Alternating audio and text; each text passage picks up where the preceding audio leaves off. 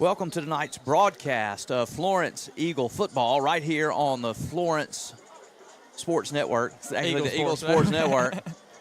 Sam Taylor alongside Ryan Keith here as we are preparing for the first round of the 5A playoffs. Florence hosting the Wayne County War Eagles here in a 5A South matchup. Florence coming in as the number 1 seed from their region, and Wayne County in a surprising position considering Wayne County's history as the number 4 seed. Ryan, tell us what you expect to see from tonight's matchup between the Eagles and the War Eagles. That's right. Yeah, it can get kind of confusing with their War Eagle title and team logo. We're kind of repping the Auburn Tigers a little bit. Sure. But in the state of Mississippi, everyone knows what War Eagles mean because of their dominant history. This could not be a tale of 2 different seasons and 2 different programs. Established Absolutely. in the 80s off of a split or a combination. What'd you call it? It was a consolidation.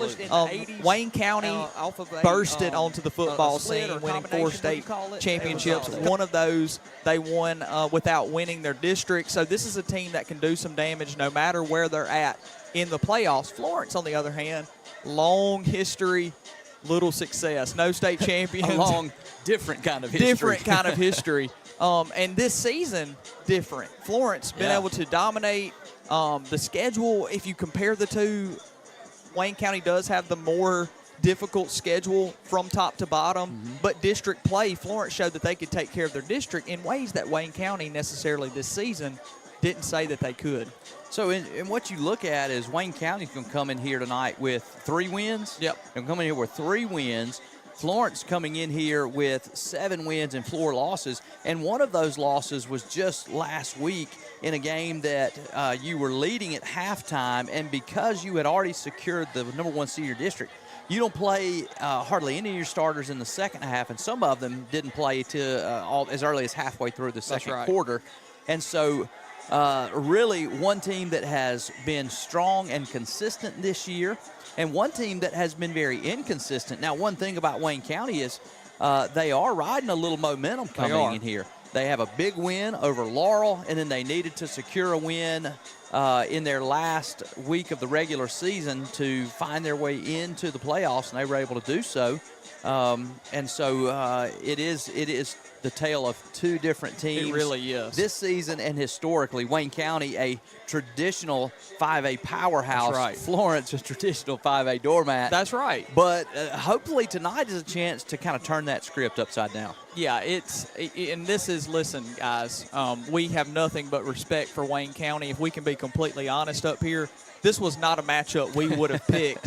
From an analyst standpoint or from a fan standpoint. We know what type of talent comes from Waynesboro, and it wasn't talent that we wanted to bring here, but that doesn't discredit the work that our guys have done either. This should be a great matchup. Historically, Florence has never beaten Wayne County. 4-0 in their short, brief history of crossing over in games. Wayne County back in 2004 has the largest margin of victory in their school's history against Florence. I believe that game was 75-0, 72-0, something like that.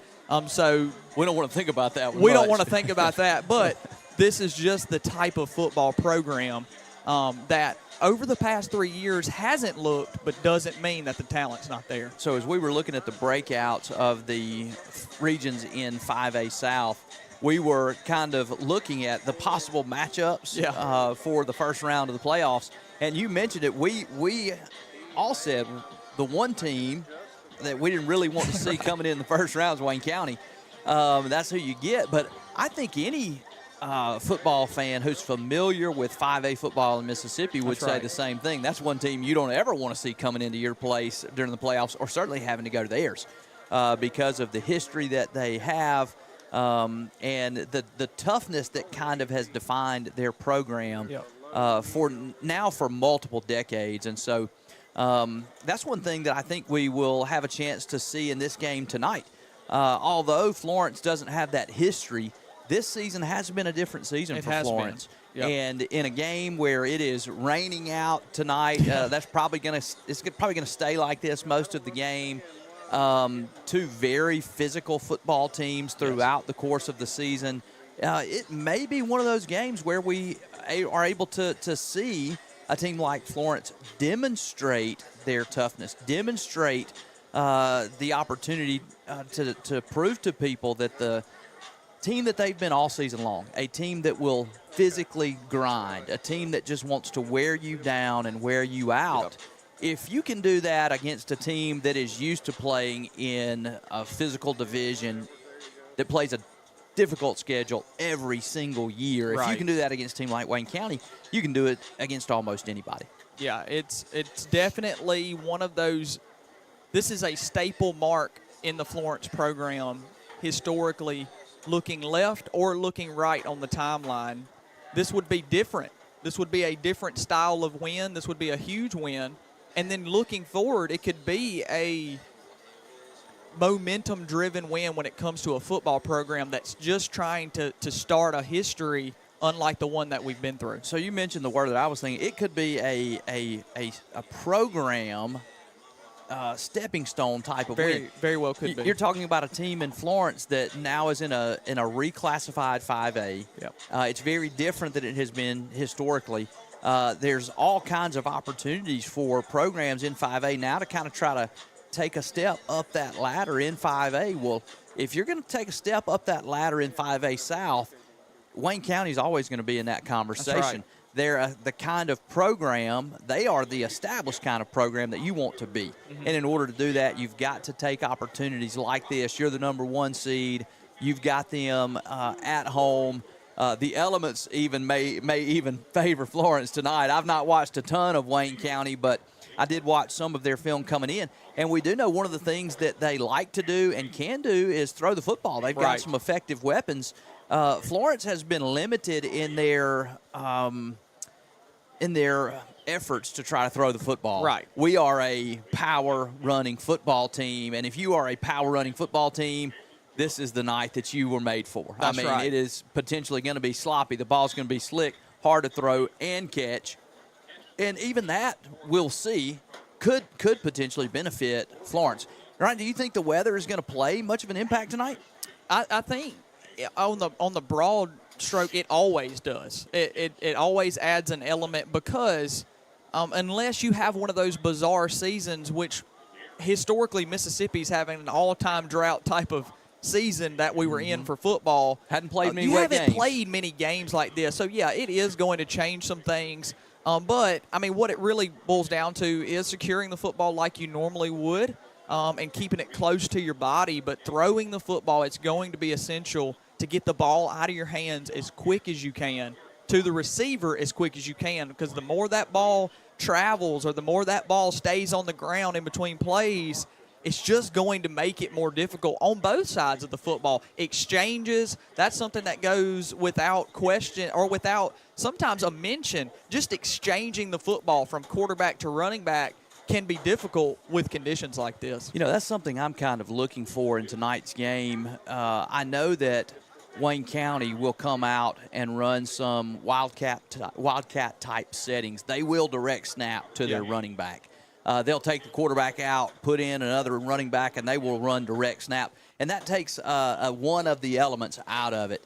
And if they're able to do that, that may be one way for them to secure the football. Now, Florence will also run some direct snaps, but they will typically do that and still snap it to their quarterback, and he will just run the football. It'll be interesting tonight to see if we begin to struggle with the exchanges, if we do some more direct snap type of offense to someone other than the quarterback, potentially to our leading rusher, and without a doubt, the heart and soul of this team, Xavier Quick. That's right. And I would just like to welcome everyone in. I don't want to just look over you that have already joined in to watch the game, whether you're a Florence Eagle fan or if you're here for the Wayne County War Eagles tuning in. We know that you have a broadcast of your own, but due to MSHAA and the agreement with the rights, maybe I know I'm understanding it. You don't have a live stream tonight. This is what this was made for fans all over the state of Mississippi that would play Florence, that we would be able to bring this game to not just our fans, but to your fans as well. But with that comes some internet responsibility. Over the past, we have had some difficulties in the comments. And we just don't want to deal with that, honestly, because Facebook is for grown people. And we would like for you to maintain your integrity behind the keyboard. These are young men out here playing a game that we love. That we love. Kids. Yeah, and the way that we want to keep it is loving it. We don't want to be, though we are enemies on the schedule and in the playoffs, we're really not when it comes to just being human beings. And we can be completely upfront and say, we are going to be rooting for the Florence Eagles in the booth tonight. That's right. Okay, we are going to be rooting for the Eagles, but we're going to call the game hoping for a couple things. One, that it's a great football game. That's right. We want both teams to play well. Two, we hope that all these players are safe. We want this game to be injury-free. And then beyond that, we want both teams to do well, to coach well, and then we want to be encouraging, supportive, That's right. And positive in the way that we call the game. And so just keep that in mind. And as you watch it, try to follow suit in that. Yeah. And with your comments, try to remember that, hey, this is a high school football game. We want to bring it to you for your enjoyment. And so just keep that in mind with the things that you may be tempted to comment, even in frustration. We are glad that, especially on a rainy night like this, our Florence folks, we know there will be lots of you guys tuned in, and we're glad that and hope that we'll have lots of Wayne County folks tuned in. That's because right. We know you may not have another option to actually watch the game. And right. If you're a parent, if you're out of town, or you just couldn't come and make this kind of trip, I mean, it's a long way from Waynesboro, Florence, this is Mississippi. What this is for. That's what we're glad to provide it, and excited to have many folks tuned in tonight. Now, so hear me say this. Please root for your team. Absolutely. That is what the comment section is for. Let your friends know this is where you're watching it. Because we put on this broadcast for people to watch their teams play. Root for your boys, cheer for your boys. Doesn't necessarily mean we can all say, in between the lines, they're going to handle business. We're not in between the lines. That's right. It is us. I'm not suiting up. That's right. It is up to us to just support our guys and not focus so much on berating or degrading the other team. Yeah, well, or the coaches. Yeah. I mean, I know they want to win more than anybody who's on a keyboard, more than anybody who's in the stands, more than anybody who's in the booth. The players and coaches want to win and have more invested than anybody else. So we're going to encourage and support them. And just a word to our Wayne County friends, we don't have a Wayne County roster in front of us. I will have a brief one when it comes to stats, so I will try to get your kid's name out there. If you say, hey, the quarterback who had a great run, and we're just saying, we may not know his name, but if you know comment his name and throw it on there, then everybody will know his That's name. Right. So comment who those players are when you see those plays. Let us know, and we'll try to give them shouts out as we can keep up with that. We're not going to be as familiar with them or able to come up with them as quickly, so you guys can help us with that as well. Yeah, well, tonight we have just a privilege to mention one of someone that is dear to our Eagle Sports Network, and we have our producer, Ricky Styron, up here in the booth with us. He is going to just kind of say some brief words about what we love the most about doing Eagle Sports Network, and that's the people.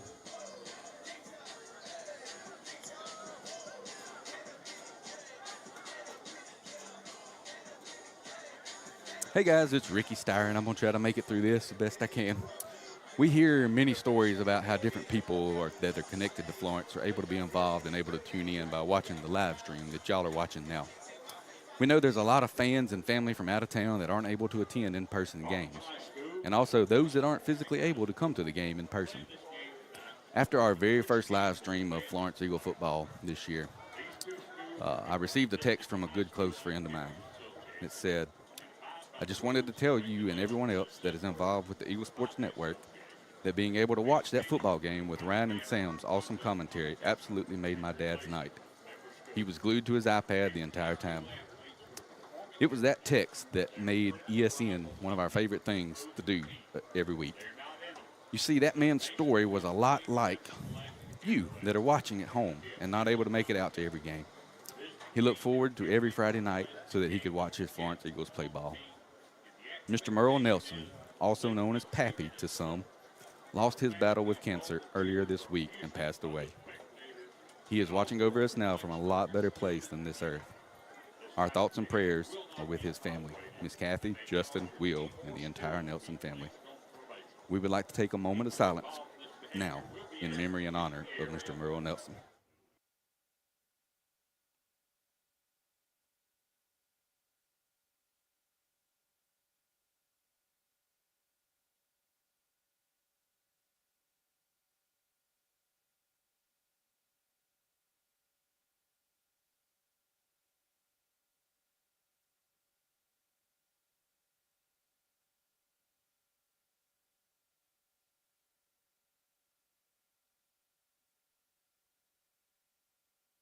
Well, just an awesome tribute right there to Mr. Right. Merle. We were a part of his funeral service this week, and Ricky summed it up perfectly. This is a good reminder that it's more than just about football. We're going to have an awesome football game, we hope, tonight, but this is bigger than football to some people, and there's bigger things, and if it can bring people some enjoyment and some excitement, some relief sometimes from the struggles of their life, then that certainly makes it all worthwhile. So God bless the Nelson family, and we continue to keep them in our prayers.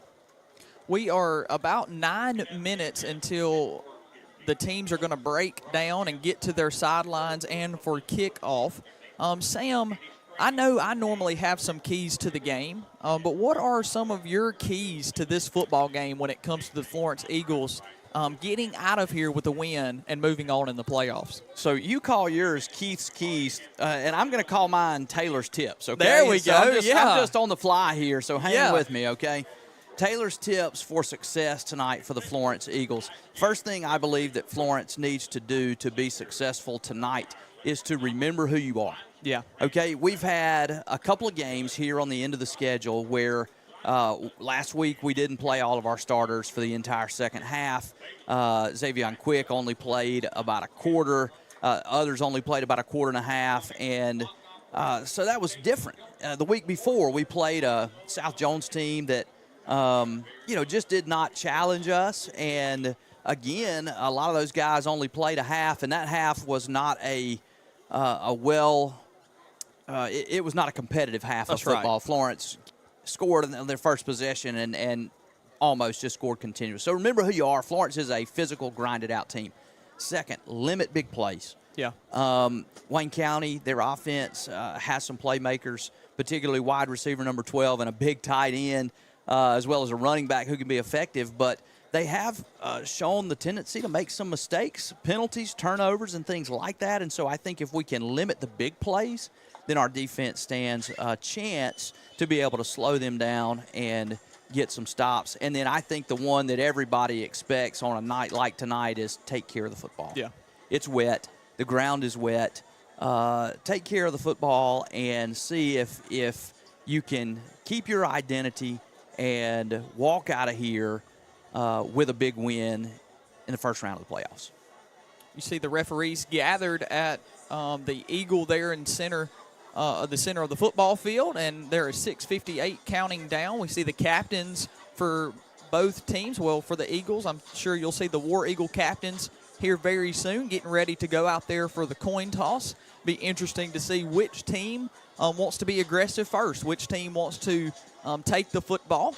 So that'll be how this game will kick off. Well, with about 6.5 left, we are going to take just a small break and let you hear a word from some of our sponsors who made this happen. And as I'm thinking of that, I almost forgot a huge thing.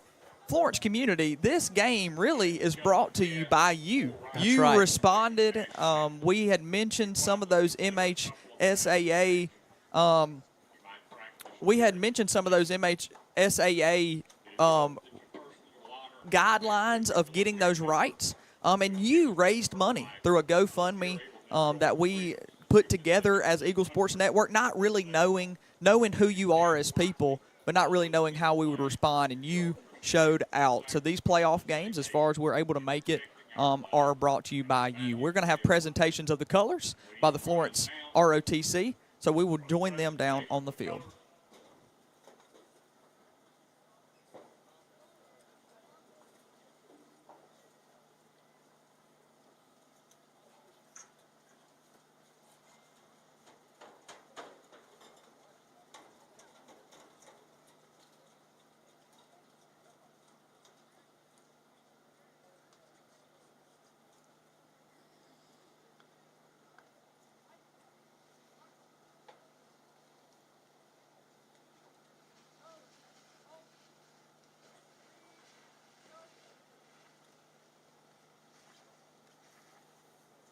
Ladies and gentlemen, tonight, Miss Avery Meredith will be singing the national anthem.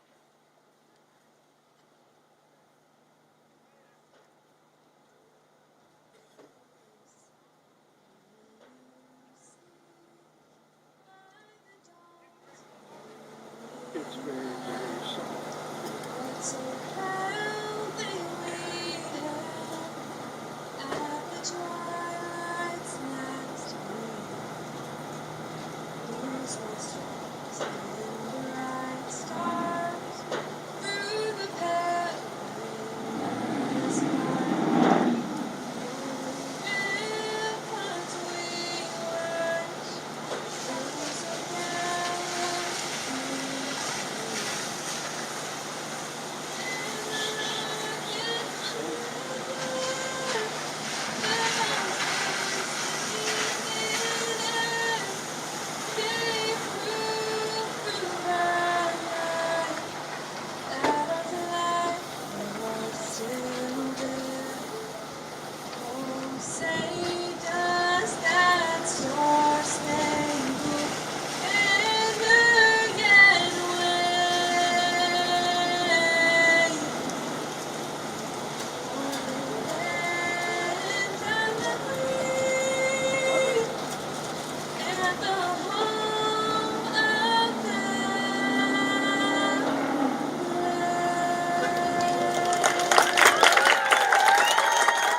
Great job by high school cheerleader, I believe, Miss Avery Meredith, performing our national anthem. Awesome job by her, and just gives us also a moment as we have seen the presentation of the colors and heard that wonderful rendition of our national anthem, Star Spangled Banner, that it is Veterans Day that we are celebrating, and so shout out to all of our veterans. We have the presentation of the colors every Friday night and at different events, and it's just a great reminder of the freedom that we enjoy and experience, and we're very thankful for those who make that possible, and the people who do that are veterans, people who serve in the armed forces of our country, and so we're so thankful for them. Getting ready for the coin toss. The captains are out for the Florence Eagles. So you got Number 73, Ashton Hood. Number 8, Titan Edmondson. And number 35, Leighton Boykin. And then for the War Eagles, we've got number 32, 13, 2, and 16. So if you know those guys, shout their names out. We'll try to pick them up as we go on in our broadcast. And those guys shake hands. And we are just about 2 minutes from kicking this exciting football game off. So we'll see the results of the coin toss here. Wayne County, as a visiting team, will be calling the toss. They actually do all this in the pregame ahead of time, and this is kind of pageantry that they repeat it.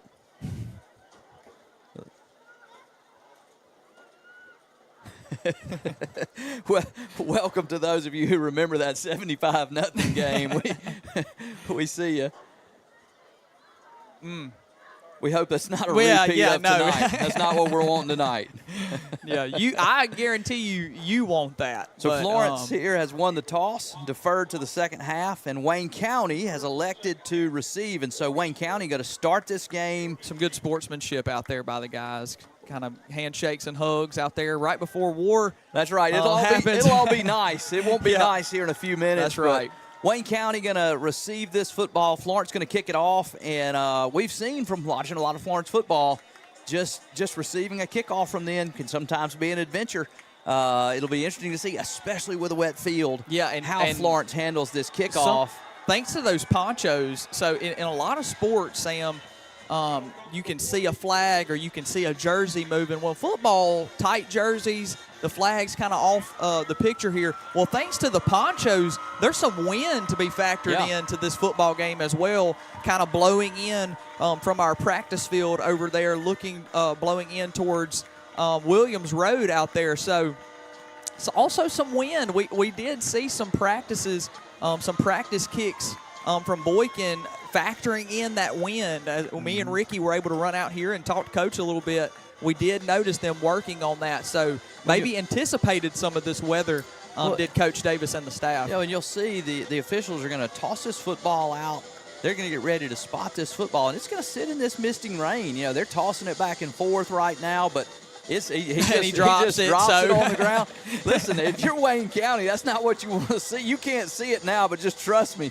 They're tossing it back and forth. It's already been on the ground one time. It's going to be that kind of night where each time the football touches the ground, it's going to get wetter and wetter and wetter, and going to make it more difficult for the team that is trying to handle it to handle it. And so won't be surprised to see this ball squibbed potentially, or maybe even pooched, as Boykin does put it on the tee. We're used to seeing Florence kind of fake and check the onside. The War Eagles have a number of players. And then he'll lay it down, Sam. Now he's going to lay it down, probably in response to what he sees on the sideline. The War Eagles have 8 men inside 10 yards of the football. They fake the onside, and 2 guys were looking for it. So they were expecting it. That's going to be a little false start procedure penalty by the Eagles there, because that somebody missed a sign. Well, that turf was wet, and they tried to stop. They ended up passing the football, so it's going to be a procedure that'll back it up to the 35. So a mistake here to start the game. Hopefully not a big one, but, maybe even some of those nerves. Playoff game, as you can see, Boykin still looking to the sidelines, trying to make sure that everybody's got the right signal this time. Again, we mentioned it. You'll see Florence kick the ball off a number of different ways. They will put it on a tee. They will try to kick it into the corner. They will squib it. They will onside it. And they have gained a number of possessions this year with the way that they are kicking the football off. And so we'll see what they've got planned now here, as this football is laying on the turf sideways. Get the whistle in. Boykin up, and will kick this football. They do squib it to an up back. He catches it about the 35-yard line, breaks it back across the right side. And a good pursuit by the Eagles there. Leighton Boykin, a nice wrap up on that tackle, as well as Devin Quick getting in on that tackle. And so that's where the War Eagles will begin their first possession, on about their 36-yard line. That's where the Florence defense will come out. Be interesting to see if the War Eagles try to come out and run this ball. They will run some single wing and double wing, and it'll be an interesting challenge, because the Florence defense usually runs a 3 front, and teams sometimes are able to find some success just with a straight run. You see shotgun right here by the War Eagles early.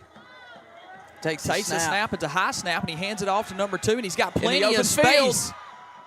Oh, and he's kind of drugged down from behind. Thankfully, able to hop back up. Kind of a nasty-looking tackle, but won't be brought down until he's well past the 50-yard line. Well, Devin Quick gets a jersey right there, and that probably saves a touchdown. We talked about sometimes Florence being susceptible to runs right up the middle in that 3 front, and so we'll see if they begin to commit more bodies to the line of scrimmage. Big early run by the War Eagles on first down. They stay in the shotgun this time. Running back offset to the left. 2 receivers to the left. Now motion across the formation. This time he swings it to the running back in the flat. He's got good blocks on the outside. Brian Davis just uses that space. Wraps him up right there at about the 40-yard line. Great blocks by the receivers on the inside as they run a little swing pass. It is a pass, but a safe pass and an easy pass. And interesting to see Brian Davis shaking out that right shoulder right here. He's an important player for the Eagles, and he's a little dinged already early in this football game.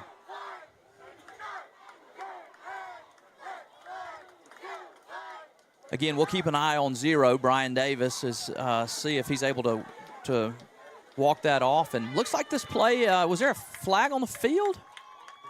Okay, they're walking off a penalty here. I didn't see the flag, and I did not see the signal. I was looking at Brian Davis, but there was a penalty. Maybe the blocks on the outside were too good, and it looked like it had to have been where the call was made, potentially a downfield hold. So it looks like it's going to bring up about 1st and 20 for the Wayne County offense.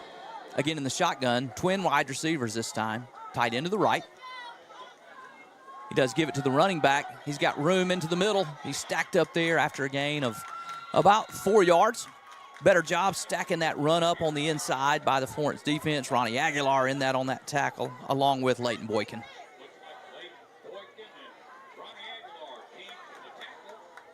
We'll see on the replay right here.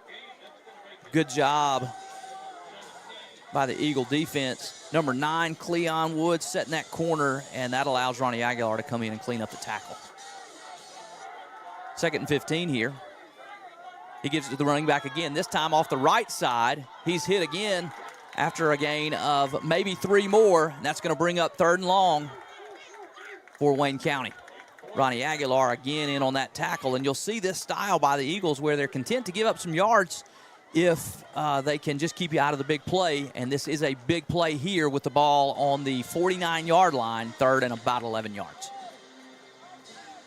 Yeah, and that penalty proving to be big right here. Instead of a 3rd and very short scenario or even a 1st down conversion, now looking at 3rd and about 12, already behind the stick. So we'll see if that penalty proves big right here on this play. Twins to the left, looking to pass this time. Rolls to his left, a little pressure. He throws it underneath. His receiver slips, trying to come back to get that football and cannot get back to it. Sam, already weather showing that ball wasn't thrown very well, kind of came out wobbly and short, and even the footing by the wide receiver wasn't there. So early indications show that weather may play in some with the heavy runs, and then the one pass. It's going to be tough to throw the football tonight in these conditions. So 4th and 11 here. Interesting field position. We'll see if Wayne County plays the field position battle and tries to back them up here with this punt. No, Davis going with no return men on return here. He does punt, had heavy pressure, and that ball bounces around the 20-yard line, takes a Wayne County roll, and is going to go out around the 15. And so that is where the Florence Eagles will have their first possession. When we come back, we'll take a short commercial break. Stay tuned for more Eagle football here on the Eagle Sports Network. A good roof keeps the rain off, the wind out, the air in. And a great roof is the last one you'll ever need. For over 40 years, Strength Roofing and Siding has been Mississippi's leading commercial and residential roofing company. Welcome back to Eagle football here on the Eagle Sports Network. Eagle offense takes the field with the ball around the 20-yard line, inside their own 20. Reed under center. Motion snap, gives it to the motion man around the right side, and that is Quick, who's going to be stacked up after a short gain. Nice job by that War Eagle defensive front. They stack him up early, but he does get a gain of 3, and that is kind of what Florence is content to do. If they can get 3-4 here, they'll take that and try to push this ball out of their own end. We had mentioned Wayne County getting behind the chains. That's the same problem that the Florence offense has had this year. When they're behind the chains, Sam, not being able to run that football, that's where you see the struggles start to pour in. See Wayne County with no safeties back. Reed looking to pass. He does have a man open over the middle. And he just overshoots him. We mentioned it. Wayne County had no safeties back. Everybody was drawn up to the line of scrimmage. They had a man slip behind them wide open, and we just missed the throw there. Does look like Reed was able to get a good grip on that football and made a nice throw. Yeah, had a good, clean pocket. Just not an accurate throw. Yeah, just overshot him. And from our end, he looks wide open. From our end, looks like an easy throw, but there's no telling what he's seeing right there with that pocket kind of closing in on him. 3rd and 7 here for the Eagles. Reed in the shotgun. 2 receivers to his left. He's going to pass again. Heavy pressure coming. Rolls out to his right. Makes a man miss. Got room to run. Tries to turn it up the right side, and he is going to be tackled there short of the 30-yard line. It is just short, maybe a yard or 2. So yeah, I think he's going to bring up 4th and about 2 yards. Good job and good decision to just kind of tuck the football and try to get as much yardage as you can. Looks like the offense may run back out, even if it's for a. Looks like they've moved that spot up. Going to be 4th and very short now. I wonder if Coach Davis is going to request a measurement here, and I believe that he is. That's what they're looking down the line. Coach Davis asking for a measurement, and They're going to give him a first award down. him a first down. Wow. After the side judge looks down the line of scrimmage, and so that's a big conversion. Nice play there by Luke Reed to get his team a first down. Yeah, and you could see Luke moving to the sideline, could see the sideline pretty well. You would like to think he got to a spot where he felt pretty comfortable, and the referees agreed it was enough to move the chains. 1st and 10 here for the Eagles. Still in the shotgun. Two receivers to the left. And Well, there's some more discussion happening over here on our sideline. The white hat is just, okay, he's running back now. He's going to blow this play in. So shotgun again for Reed. See, we got Xavier Quick in the slot here. They give it to Smith off the right side, who cuts up. He's tackled there after a short gain. Interesting, Xavier Quick is our starting running back, and he's a power back. When we see him line up in the slot, that oftentimes is an indication that maybe something's brewing. Here they're trying to use him as a decoy. It'll be interesting to see how they continue to use that as the night goes on and see how Wayne County's defense responds when they move him out to the slot. 7:40 counting down, as you can see here in the first quarter. This is the first Florence Eagle offensive possession after a Wayne County punt on the first possession of the game. Again, no safeties in for Wayne County. This time it's Quick running off the left side. He's got a short gain on the play. Gets about 3 or 4, so that'll set up a 3rd and 5 for 4 or 5 scenario here. So Eagles getting back to what they do, Sam. You mentioned the no safety, where they're content to run the football, and we know that is the bread and butter of Florence Eagles. So we'll see on a 3rd and manageable what the call is here as far as getting this chain moved. Yeah, you see Wayne County just walking everybody up to the line, not respecting the pass at all. They give it off to the right side, and there goes Quick, who's got the first down. He slips and loses his footing, but not before he has crossed the line to gain. If he doesn't slip there, he's got one guy to kind of shed off, and maybe another speedster DB there in the back before he breaks off something pretty large. That's the kind of tackle that we're used to. If you've watched Florence football and Xavier Quick, you know that he breaks a lot of tackles in that situation. Loses his footing there, but it does get a first down for the Eagles. They stay in the double wing this time. Takes a snap. It is a fake to Quick, and it goes back to Xavier Smith protecting that football well. Is brought down at around the 48-yard line, so a gain of about 7 or so for Smith. You see a lot of reaction to that motion by Quick coming across the formation. Then we give it into the fullback, and those linebackers, 24, the safety 25, as they slide out, they have to pursue there, and then we give it to the fullback right on the inside. Creates a nice hole for Xavier Smith to run into, and nice blocking off the right side of the Eagle offensive line that time. So they move Quick back into the slot, shotgun again.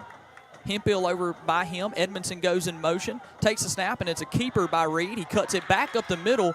Only got one hand on that football, but good pursuit and good job of hanging on to it. Will move the chains again, Sam. So Florence being able to have some success on running the football, it seems, right through the tackles. So what you're seeing right here is Florence using a lot of motion to try to move some of the defenders where they want them, and then running behind it. They're getting a little isolation on the inside and just a big hole on the left side of that line after they motion everybody to the right, and then Luke Reed with a powerful run to get the ball across the line to gain. Back into the I formation this time. First play in War Eagle territory for Florence. Takes a snap and hand off to Quick, and he is quickly nowhere to go that time. Drugged down. They give him a gain. The far judge looks like they give him a gain of about a yard. Didn't look like it from here, but 32 we'll take it. For the War Eagle defense. Excited, first man in on contact right there. Does a good job. That's a hard back to bring down, and he gets first contact, and then a host of War Eagles rally to the football, and that's what you have to do to tackle Xavier Quick. Got to get a lot of hats to the football. Double wing again. Hempill at the top of your screen. Reed takes a snap with Edmondson in motion. They will give it to the motion man. Stretches all the way to the edge. He's got the some space. He's going to be pushed out near another Eagle first down. It'll be interesting to see with that almost slide glide towards the first down marker where they mark this football. I think he's got the line to gain for the first down. We'll see how they mark it. They may have marked him a little short, but I saw the white hat motioning ahead. Trying to get the original line of scrimmage marked so he can place that football and see exactly where They're going to look down the line again. They're going give him to a first give down. him third down. No, Third down, Sam. okay. So third and very, very, very short. He put his arm up. He did, and then he put up a turned, 3. And he turned all the way around. He psyched us. Third and a few inches here for the Eagles. I formation. A couple of wideouts top of the screen, but it'll be a handoff to Quick, who's runs into his own Still man. Got to looking. find some space to get to. Does find some space. May have gotten it on second effort, but it's going to be close. Push. Ref's going to want a clean football here. Depends on the spot. A lot of penetration off the right side that time. Xavier Quick tries to pick and find a hole, and I think he actually lost a yard here, so I think it's going to bring up 4th and short. Yeah, they're going to mark that line of scrimmage maybe about a half a yard back from where he was. He needs the 40. He needs the 39-yard line. There's a whole yard here. He's got to get a full yard. This time in the double wing. Smith is in the backfield. Keeper by Reed, and what a play. And he just breaks it up for about 7 or 8 yards.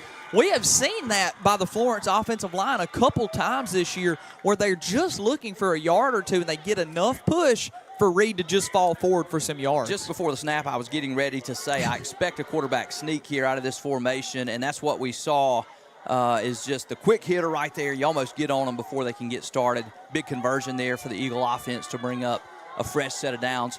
Ball now on the 33-yard line. Wayne County again with everybody in the box. They give it off to Quick off the right side. He stopped after a gain of maybe 5, maybe 4. Maybe 3, maybe 4 yards there. Good first down gain for the Eagles. Yeah, Sam, the offense has been pretty consistent on first down. A lot of handoffs to Quick. It was second down where we saw them take the shot to Edmondson that was over shot. So maybe look for it here if they like that. This could be another scenario now approaching the red zone where we may see Reed play action and see if he can get maybe Quick out of the backfield. Back in the I formation this time. They give it to Edmondson around the left side, and he's going to be dropped. Again, he was hitting the backfield, some penetration there as they try to run a little counter action with all of the play to the right, and then they pull Edmondson back around underneath the formation. Just nowhere for him to go. He loses 4 and going to bring up 3rd and about 9. Big third down here early in this football game as the Eagles have gotten a stop early and have really drained out a lot of this first quarter clock as we're now down underneath 2 minutes in the first quarter. Ball inside War Eagle territory. Dree takes the snap from the shotgun, looks to his left, now throws over the middle. He's Quick. And a good defensive play by the back there, defensive back number 21. Quick's running open down the seam. Ball just underthrown enough to allow the defensive back from Wayne County to make up some ground there and tip this ball away.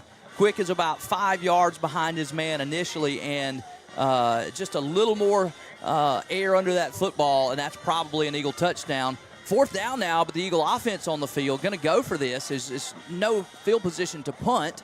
Reed again in the shotgun. Quick again in the slot. Timeout by Coach Davis. And that was number 21, if my roster's correct, Elijah Cooley there for the War Eagles breaking that up. Well, as we get the first timeout of the game, we'll take a timeout with them here on the Eagle Sports Network. We'll be right back. A good roof keeps the rain off, the wind out, the air in. And a great roof is the last one you'll ever need.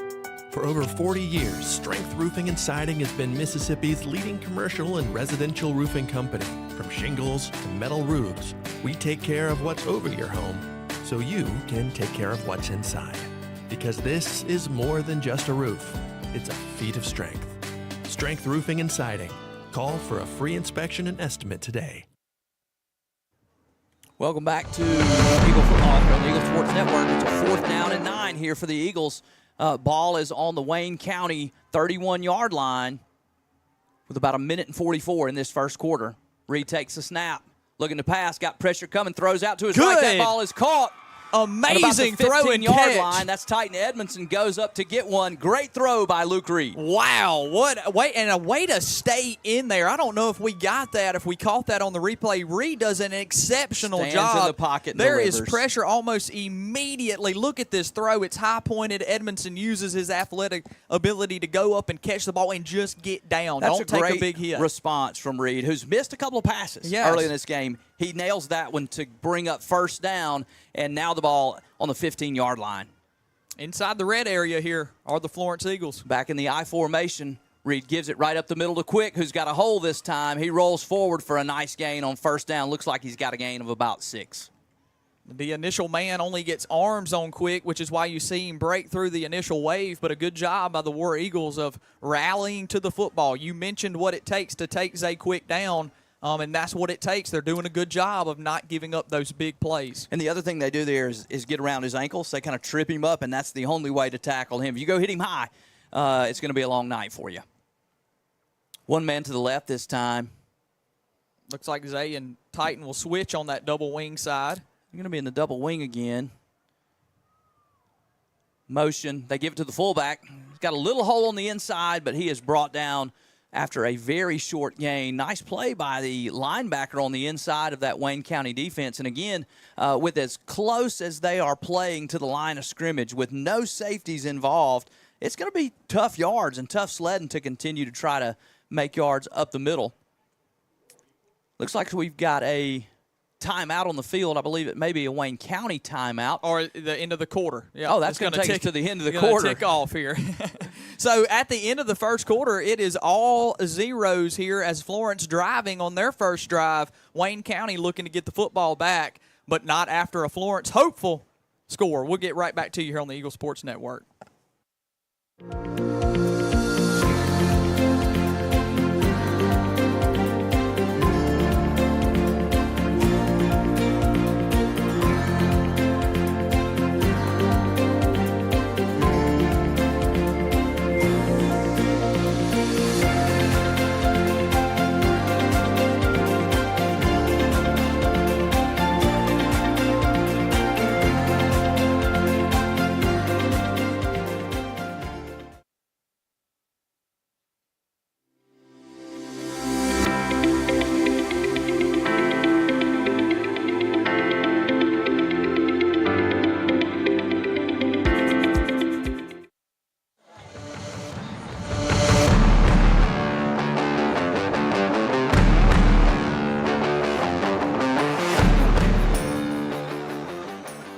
Welcome back to Eagle Football here on the Eagle Sports Network. 3rd and about 4 for the Eagles with the ball deep inside Wayne County territory.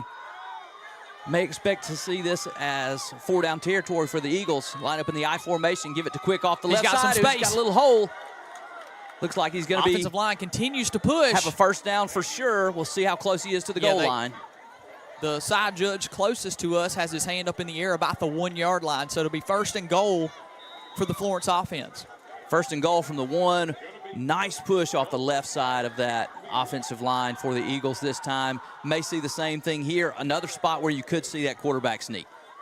Yeah, big 73 Ashton Hood and company getting behind their running back, trying to push him just over. Sam, wouldn't be surprised to see another QB sneak here. Takes a Give it snap, to the it's to fullback. Smith. He's in the end zone. Touchdown, Eagles! Nice drive right there for the Florence Eagles as they go down and score to take a 6-0 lead in this game. A couple of conversions that were huge on that drive, the big pass play, and then after that it was really just consistently hammering away and hammering away and hammering away and able to drive the ball all the way into the end zone. Nice drive for the Eagle offense. We'll see that swinging gate style point after attempt. It seems we'll see what Florence does with it, if they're setting up something later or if we're going to shock us here on the first touchdown of the game. Reed under center. They snap it all the way to the left. Quick keeps it. Him in. They're trying to push him in. He gets He's in. 2-point conversion. What a snap. So we have seen them do that a number of times, been waiting on them to just toss it out there. That's the way it is designed to work. It's just a numbers game. When they see it from the sidelines, they count them up, and if they think they have an advantage, they will take it. The advantage there is, hey, we're just going to push it over the line, which is exactly what they do. As Quick is there, and they just continue to shove him on into the end zone. And that is a huge play in a game where not only is handling the football difficult, doing it when you're trying to collect a snap for a PAT and then put it down and then kick it, 2-point conversion is probably going to loom large in this football game. Assuming that the return men for Wayne County already back, assuming we'll get some action back to you here pretty quickly. Eagles on their first drive, they do that watermelon style on the first kickoff. They do that watermelon style kick. We'll see what the game plan is. I know it all depends on that front line for the War Eagles, so we'll see what they give us and what Coach Davis decides to do with it, as he is big on generating these turnovers in special teams. He wants to win special teams. He wants to make it difficult on the other team. Wayne County obviously prepared for that. Again, a lot of we hands mentioned it up earlier. They've got 3 players that are back. The other 8 of them are within 5, maybe 7 yards of the football, expecting or ready for any kind of onside attempt, which makes a lot of room just behind that front level if you can get it through. It is an onside kick. And it's returned. Collected there on an easy hop.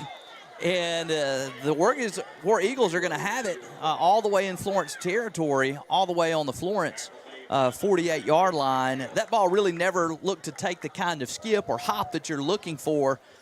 Interesting. Good job by the hands team for. Well, interesting that he came up and fielded it well before it had made the needed 10 yards. Right. And so that may be the strategy that they plan to employ, which works great as long as you field it cleanly. And so he does on that play, and not only gets his team possession, but great field position to start this drive on the Eagle 43-yard line. The War Eagles did a good job moving the football before that penalty. So we'll see what it looks like here on the second drive of the game. Faye gets some good penetration. That's Ronnie Aguilar. Stacked up immediately. Immediately. Only a gain of about a yard there. So Florence doing a good job on these early downs. The Eagles walked another man down on the end of the line of scrimmage to gain an extra body, and that allowed Ronnie Aguilar to stay clean and then come up and clean up the tackle. Nice adjustment by the Florence Eagles as they walk a man up late and still get Wayne County to run into that front. Even though they line it up to look like a 3 front, they walk somebody down and kind of entice them to run into it, and it's successful. Second down and 9. Second about 9, I would look to see Wayne County just try to get some yards here to get in front of these chains a little bit. Takes the snap. He's rolling to his left, throwing to his left. Cleon Woods is there, and it's almost intercepted. Should have been picked. A little pressure there by the Eagles. Quarterback gets it out, throws it to an underneath man, and Woods is there, has hands on the football. Good job by the receiver from Wayne County, really playing defense there and coming back to break that pass up, because the Florence defender had the best shot at that football, and that's a great play by the receiver to ensure that his team still has possession and has a chance to get a fresh set of downs here now again on 3rd and 9. 3rd and long, the key right here, Sam, is you got to wrap up. You got to think they'll keep something close to the line of scrimmage. Got to wrap up and keep them from getting this long 3rd down conversion. Takes a snap, faking the swing to the right, and it's a screen. He falls down, but good pursuit by the Eagles. He's going nowhere. Interesting to see if he got back up before he caught that football. His knees were on the ground. Did the Florence defender tackle him back there? I couldn't tell exactly what happened. Looks like he slipped. Maybe he slipped. We'll see on the replay. There was right some here. pressure there on the block man. Up off the ground before he's up. That's so a great play. Cortland Battie does a good job of pushing number 0, the wide receiver, into his man, and that kind of disrupts it from the very beginning, but a great job and great concentration to catch it, but better pursuit by the Eagles. 4th down now. War Eagles punt. It's muffed. It's muffed. Picks it up. Gets it off. What a good job. Brian Davis waving them off, and it's going to go into the end zone. What a great kick. Wow. The Eagles are wishing that they had a little pressure on, but when we come back from this commercial break, it'll be 1st down for the Eagles. Stay tuned for more Eagle football here on the Eagle Sports Network.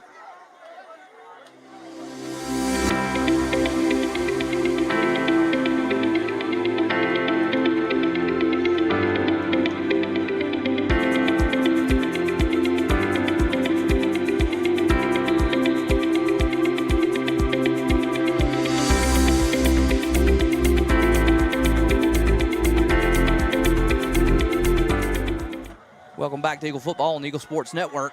First down here for the Eagles. The ball is on their 20-yard line, and a little motion on Wayne Offsides. County encroachment here as they jump a little in response to Florence coming to the line. A little frustration here by those defenders as they know they can't afford to help this Eagle offense that just went down the field on a long drive again as they're right back out on the field. Be first and 5 now. Got to think Eagles will stick with the same play here, 1st and 5. They've been pretty consistent here on first down of running the football. We'll see what the 1st and 5 does to change it. Give it to the fullback, and he is stacked up but breaks a tackle and then is pushed backward.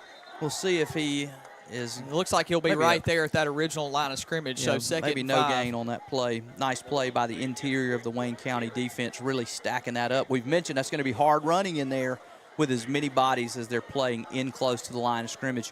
Really no adjustment by Wayne County to move a DB back or to bring a safety into play. They're keeping everybody within 5 yards of the football. On 2 different occasions, the Eagles have slipped people behind them, but they're not going to allow that to get them off of their game plan, at least not at this point. Man-to-man coverage across the board. They give it to the receiver around the end who Good stays job on his feet. by Titan to stay balanced, and what looked like may be another play stopped at that line of scrimmage turns into a gain of 2 or 3, gets the Eagles back on schedule here on this drive. Yeah, the second effort here by Edmondson really makes a difference, and instead of being 3rd and 5, he gets enough yards to make it basically 3rd and 1, which is a down and distance that the Florence Eagles thrive in, and you've seen that even over the course of this game. Be that I formation again. Line up very close to the quarterback. They do give it to Quick off the left side. He's hit immediately, and Yeah, Sam, he looks stopped like for a loss on the play. No, it looks like they were going to give him the first down. I think he Okay. got a couple of yards there. The line to gain was around the 30-yard line. Yeah, I was looking across the field. I thought he had to get to the 31. Looked like maybe just had to get to the 30, and he does. And so first down there for the Eagles. As again, that's the kind of play they're content to run on 3rd and 1. They're happy to get 1 and take a gain of 1 and a fresh set of downs as they continue to run this clock here in the second quarter, down now under 8 minutes. Read under center. Motion. That's Davis, the motion Looking to man. pass this time. Now he cuts it up. Oh, and he sheds a tackle there, but he's met immediately by the defender. Number 19 right Number there with a 19. nice tackle. Luke Reed's a big, strong kid. Number 19 just meets him head up and wraps him up, does not let him get another yard. Still a great play by Reed to turn that into a gain. Nice coverage by the War Eagles on that play as well. Yeah, I was interested. It looked like a hand got high, got him on the jersey. Didn't want to see any tug on the face mask there, but Luke does a good job of meeting the contact, gaining 4 or 5 yards. 2nd and 6 here for the Eagles. See that line continue to shift pre-snap in the I formation now. They give it to Brian Davis this time, who was stopped after a very short gain on the play. Brian Davis brings a little more speed into the backfield, but not quite the powerful type of runner that Xavier Quick is. And again, you know, you see Brian Davis, he's still hanging that left arm a little lower than the other. I know he wants to stay in this football game, but looks to me like he's not 100%. I mentioned earlier, maybe the first possession, he was a little banged up on that first play, so we'll see if he continues to gut it out. Yeah, what a big loss that would be for the Florence offense in this playoffs to 3rd lose and 4 Brian here. Davis. Quick splits out to the slot. Reed in the shotgun, gives it to the motion. No, he keeps it. Pushes forward. I don't think he has quite enough for the first down, but we've seen the Eagles. They just gave the ball to Wayne County right here on that onside of kick. So Yeah. I wouldn't expect anything but the offense to go right here. It's 4th and short, and I think that, Coach Davis again is requesting a new spot on this, and he wants a measurement.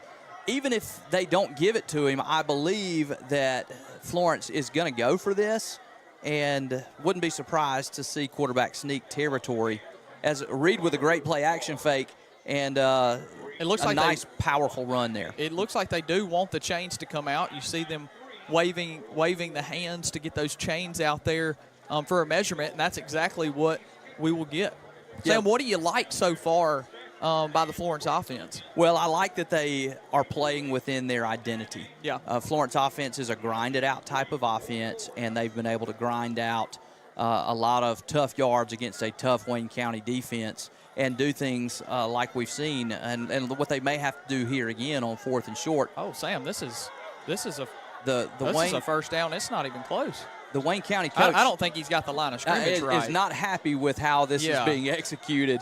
You can't see it on your screen, but they are having a hard time finding the right mark. There it is. And now There they're it is. correcting to get to And the 35. this should make it closer. Yeah, it's going to be short. I was thinking, I mean, it's not very often you see a measurement come out and it gets beat by a yard or a yard and a Yeah, half. So the good- lines good to crew see. just had to get it right. yeah, the that Wayne time. County coach He was gonna make not- sure. he was not going to let that You know, slide. and again, just good coaching here by Coach Savers for the Eagles. That allows him time to decide what he wants to do, get his guys ready, and kind of works like an extra timeout right there. I think he knew that's probably short, but hey, this gives me time to get my guys ready to execute this big 4th and short play. They'll hurry up to the line here. Lot of white jerseys right around the football. About a yard to go. Takes the snap, hands it to Quick, and Big he's such hole. a good runner. He's such a good runner. I think Flags they're going to get down. a face mask here. Quick kind of flags gets come in from that'll everywhere. be 15 yards tacked on. Quick gets kind of turned around. Thought maybe they got a tug. Referee saw what I saw. Yeah, Plus face mask. 15. So great job right there by Quick, but really great job by that Eagle offensive line. Watch this hole open up on the replay. You'll just see Quick coming through it right at your camera. You see the fullback comes through with nobody there, and then Quick able to turn it up. They get a piece of the face mask, and that is going to turn into a 15-yard gain on top of the run and going to move the ball all the way down into Wayne County territory. And with 5:38, the Eagle offense is again on the move, up 8-0 here in this second quarter. Shotgun again. Be interesting to see. The officials are Got a- waving their hands. It's going to be a got a timeout timeout, by Wayne Wayne County. County. So that'll be their first timeout of the half, but it won't be our first timeout. We're going to take just a small break. We'll get right back to you with some action here on the Eagle Sports Network. ESISupply.net. It's not if you're going to have a spill at your business or workplace, it's when. ESISupply.net. Exorbitant pads by the bundle or roll. ESISupply.net. Sockneck boom products, oil gator, oil dry, spill kits, and much more. ESISupply.net. Take it from Scary Gary. If it can spill, it's gonna. ESI Supply, 601-933-4910. That's 601-933-4910 or online at ESISupply.net.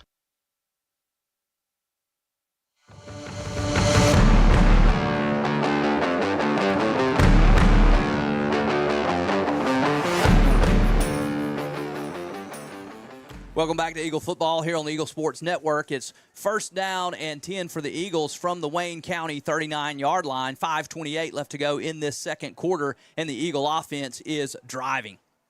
Zay's out there with wideout Keegan Cooper at the top of your screen. Takes the snap. Reed will actually on the keep keeper. it. Big Hood leading the way. Reed falls forward, and it'll be good enough for another Florence Eagles first down. I do believe it is right at the line to gain. So it'll be interesting where they spot it. He's looking down the line. Again, we've had a bunch of these close calls when it comes to You'll see on this replay, great the line of blocking scrimmage. by 50 for the Florence Eagles, 73. If Ashton Hood had that football, he would have scored on that play. He's just running into space, looking for somebody, and because the play was so well executed, he can't even find anybody, and Luke Reed able to pull off a nice run there, second and very short here. Just short here. Takes the snap, hands the ball off to Quick. He's got a guy out in front of him, doesn't choose to follow him, but still on his feet. Wow, and 29 for the War Eagles goes in with his head.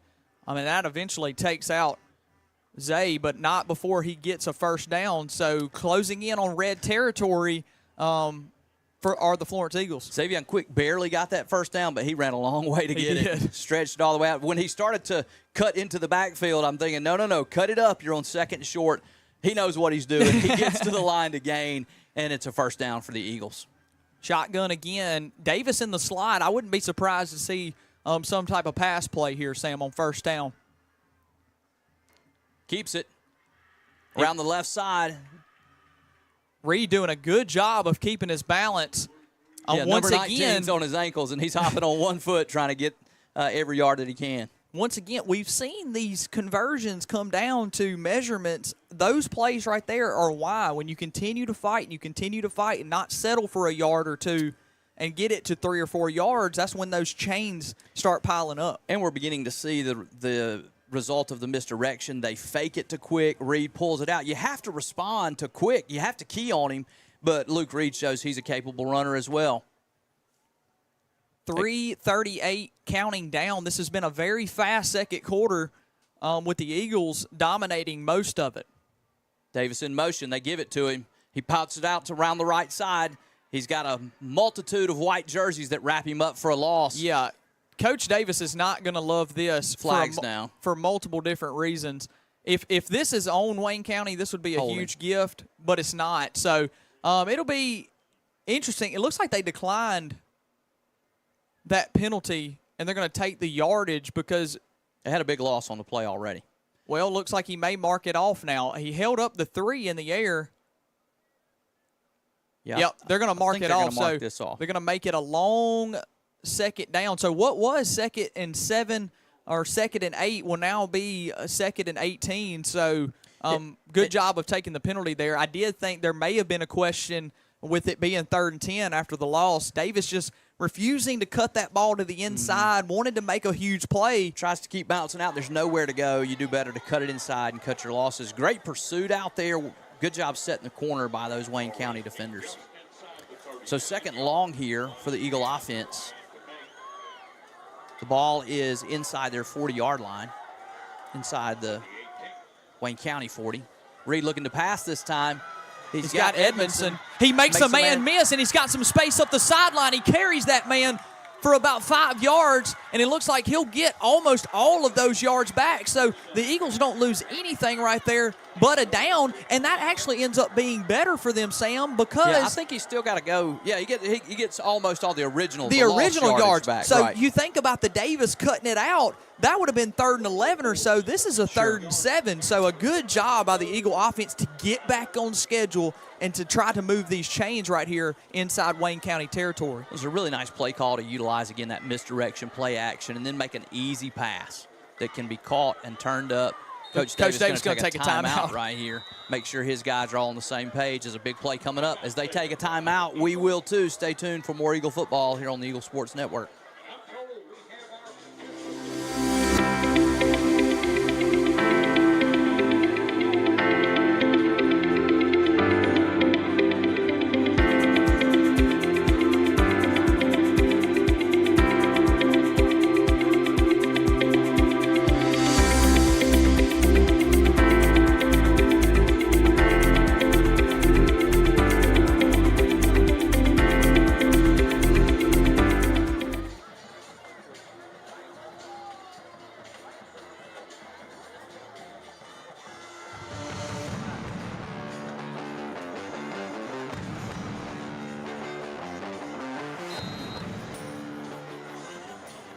Welcome back to Eagle football here on the Eagle Sports Network. 3rd and 8 here for the Eagles deep in Wayne County territory. Reed in the shotgun, takes a snap, looking to pass. Pump fakes out to his left. He's got a man, and that is caught in the end zone Brian for Davis! a touchdown. Brian Davis. My! What a catch. Luke Reed, what a throw. He lays it out there. Brian Davis just keeps running, and that is exactly what the Eagles needed to go on and finish that drive off. A team's offense that is not necessarily known for their aptitude to throw the football, but they pull it off right there. Brian Davis turned me up. What a good pump fake. What a ball down the field and good concentration. There was a defender there, Sam. You cannot knock the defense. He was there with him step for step. That ball just lands right in his hands. Good response by a kid who almost made a costly play of bouncing that ball to the outside. Makes up for it right there with a huge touchdown score. Eagles line up for the point after touchdown now. Boykin pushes it through. And good. Great response by the Eagles, and great response by Luke Reed. He's missed a couple throws early in this football game. He's come back and made some great throws as the game has continued on, and so awesome job by the Eagles as they go up 15-0 with 2 minutes left to go in this second quarter. One of the things we'll begin to talk about now as you start to look at halftime, can you keep this Wayne County offense from scoring? Because if you can, you get a chance to steal a possession because you start with the football after half. Yeah, this will be a huge, you love scoring right there, but man, you'd love to take a little more time off. We had talked about one of your tips for the game, limiting big plays. we say that because this is a big play type of offense. It looks like the rain is about at the same pace, but it does It's look really like it's slacked slacked off. up It's really a slacked little off bit a here. lot. So I would look to see that the ball being passed could be an element that might sneak back into the game. I would expect to see Wayne County come out throwing here. We'll see what happens if they get possession of this football and what kind of field position. But if they get decent field position, I expect them to come out throwing. Boykin with his fall on the ground. He's going to squib it. It's collected there at about the 30-yard line by Wayne County. He's still on his feet. He breaks through, and that's a nice play by the return man to set up his team on the Eagle side of the 50-yard line. And a pretty nice play by Boykin there, who comes up strutting a little bit as he steps up, takes a big lick, but he makes the tackle on the play. Shout out to our kicker. Yeah, getting that guy on the ground is huge right there. He had a full steam ahead. If Boykin doesn't get him, he scores. That's right. And, yeah, no, that's not – you're not going to put that on your huddle if you're Boykin. So, he did get flattened there, but he made the play. He made the play. So here we are with the ball on the Eagle side of the 50-yard line. I really expect the War Eagles to come out and try to sling this ball around. Watch out for number 12, who's lined up on the far He's trying left to get side. Brian's attention. They run it this time. I'll tell you, Sam, tackled after a short very gain. fortunate that the offense didn't notice. If you haven't noticed yet, breaking news, number 12 is double covered. So he's got a guy in Batee, and he's got Usually a guy somebody over in top. Brian Davis over the top of him. You see Coach giving some instruction to Brian right there. He Hey, does not you want him gotta left be alone. you got to be over the top of him. They didn't notice it. Run the football. He's looking at him now. He throws it out to the left. It's caught, and he's tackled immediately by Batee. Nice play out there as he is the playmaker, and that's exactly what you want your defender to do. Going to bring up 3rd and short. I've seen him on film catch passes just like that, make one move, and take them to the house. That's right. He's that kind of playmaker. Minute and 12 counting by my recollection. Wayne County's got a couple of timeouts in their pocket. Third down see here. how they use it. They go with the what a quarterback push. sneak, and look at him go. They just get in that, flags come in late. Yeah, it'll be interesting. This is Looks like it's going to be something after the play. Illegal shift. Yep, looks like by the call. the offense, which it was a very late flag. Came out very late after the play, which is, unless I am misreading his hand signal. And maybe he couldn't get the flag out. Okay, because it was the under poncho, his poncho. So, yeah, that. So instead of first we're just down, speculating. 3rd and 6 here, either way, and that's a big call and a big play with 50 seconds and the clock ticking. Still 3rd down. Shotgun again. Takes a snap, Gives hands it it to the off. running back. Good He's hit penetration. immediately. Wow, good job. But he's still on his feet. But Devin Quick brings him down. Hey, that's going to be a bigger loss there because he gets back under his own power, and his forward progress is and there's something. Fly late again.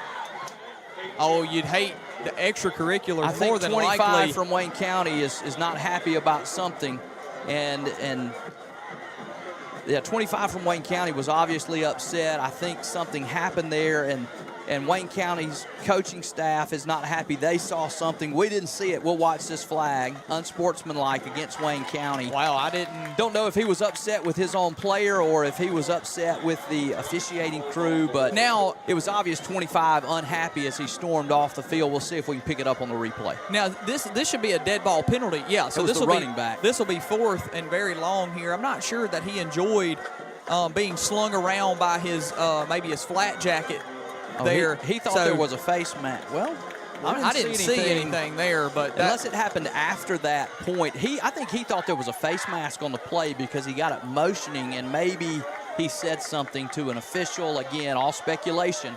We're watching the same game you are. All it matters is it is 15-0, Florence leading. The Wayne County offense now is in 4th and so far back that I can't count that many yards. It's a lot of yards. We've got a timeout here on the field. So let's take a timeout. We'll get the conclusion of the 2nd quarter when we come back. Come on, we're gonna be late.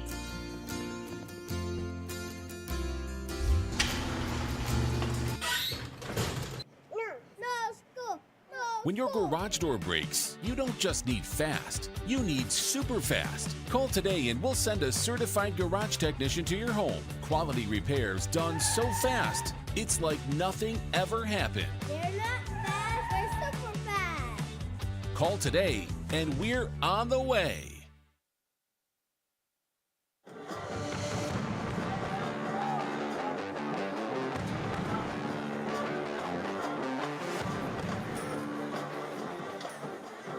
Welcome back to Eagle Football here on the Eagle Sports Network. Shout out to our sponsors. You saw a commercial for the doorman right there, and I'm just telling you, I installed a new garage door opener at my house today. Should have called that guy. Okay, there's a reason. You didn't make it look as graceful as he did. To call the professionals, it'll be worth it every time. Take my word on that one. If you need a garage door, call the doorman and let him take care of you. In the meantime, it is 4th down here and about 25 yards. A long timeout. Coach Davis having a discussion with one of the officials because the Wayne County coach is having a discussion with the White Hat, and Coach Davis is kind of saying, hey, I want to be in on that discussion. And, you see this happen sometimes where coaches want a clear explanation so that they can communicate that to their team, and that may be what's going on here. We are going to get underway here as now the teams are getting back on the field. Again, 4th and 25. 24 seconds here in this second quarter, and Wayne County lining up to punt this football. Interesting to see Florence again with no deep man. A lot of people up. He mishandled the snap last time. Be interesting to see if Florence brings They some are pressure, coming after and they this do. one. He gets it Does away. a great job. Listen, the punter for Wayne County has made a couple of big plays. The pressure has been on the muff punt on that one. He does a great job of just getting that ball off his foot. Again, they bobbled the previous one, so they send pressure this time, and they had pressure. Great play by the punter to get it off, and it is a nice kick that bounces out of bounds around the Florence 30-yard line. Yep. 16 seconds left in the first half. Would be interesting to see anything other than a handoff and run to the locker room here. Because if you're Florence, this half has gone exactly the way that you wanted it to go. Your offense on the field more than their offense, controlling the line of scrimmage, being able to run the football, and have the lead. So you don't want to do anything costly right here inside your own 30-yard line. Eagles get lined up here. Going to go back to the I formation. Reed takes the snap, Get it hands to the it to fullback. Smith. He's got a little hole there. He's wrapped up after a gain of maybe 7 on the play. And again, if you're Wayne County, that's all you're wanting to do right here is not give up anything big. Coach Davis waving his guys. Take us to the end of the second quarter and the end of this first half with the Eagles up 15-0. Great start here for the Eagles, but you're only halfway home. Stay tuned here during our halftime show. I think we'll have some band things to show you. Probably the dance team is going to play as well. We'll get a commercial break, and when we come back, we will have halftime action here at Eagle Stadium.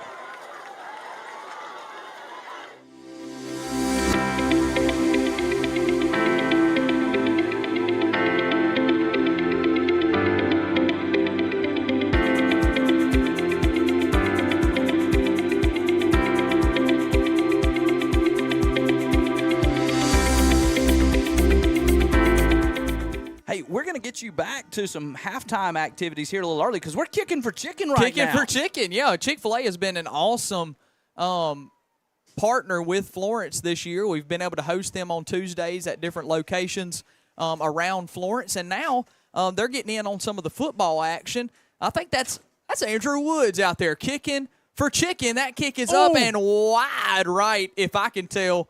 We need officials under these goalposts. Yeah, I know. I think that one looked wide right. You got to make 3.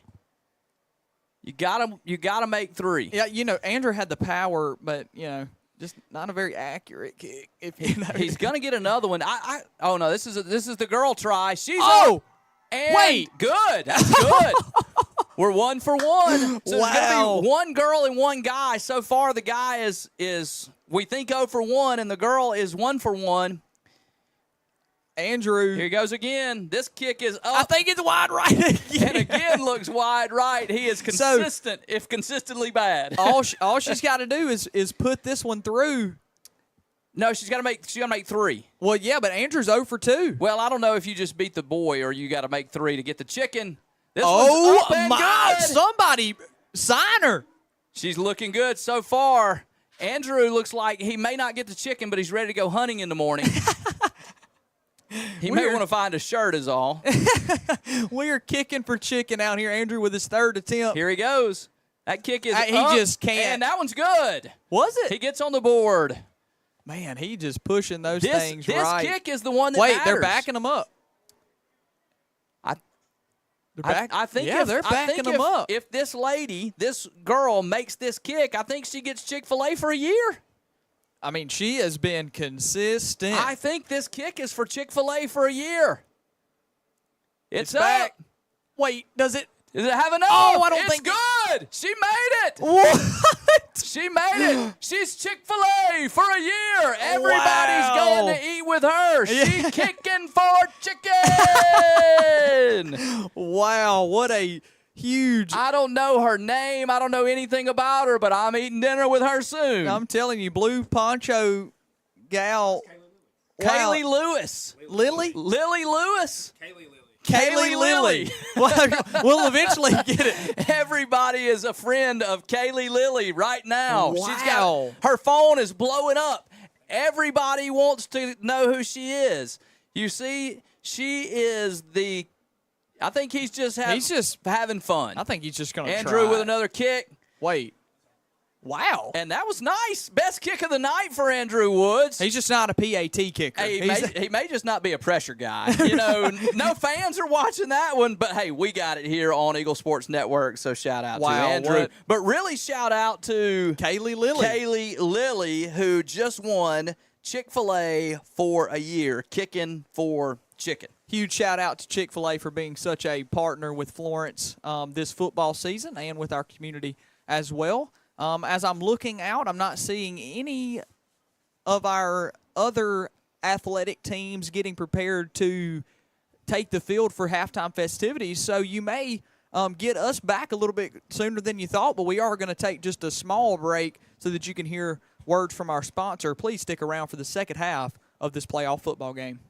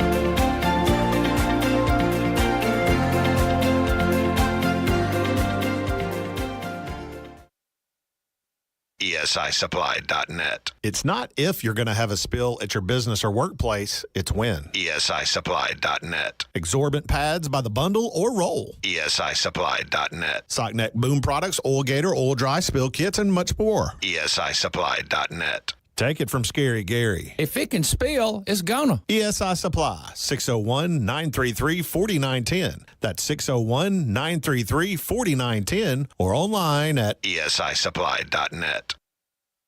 Come on, we're gonna be late.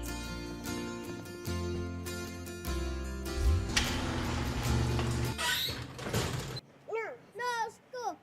When your garage door breaks, you don't just need fast, you need super fast. Call today and we'll send a certified garage technician to your home. Quality repairs done so fast, it's like nothing ever happened. They're not fast, they're super fast. Call today and we're on the way.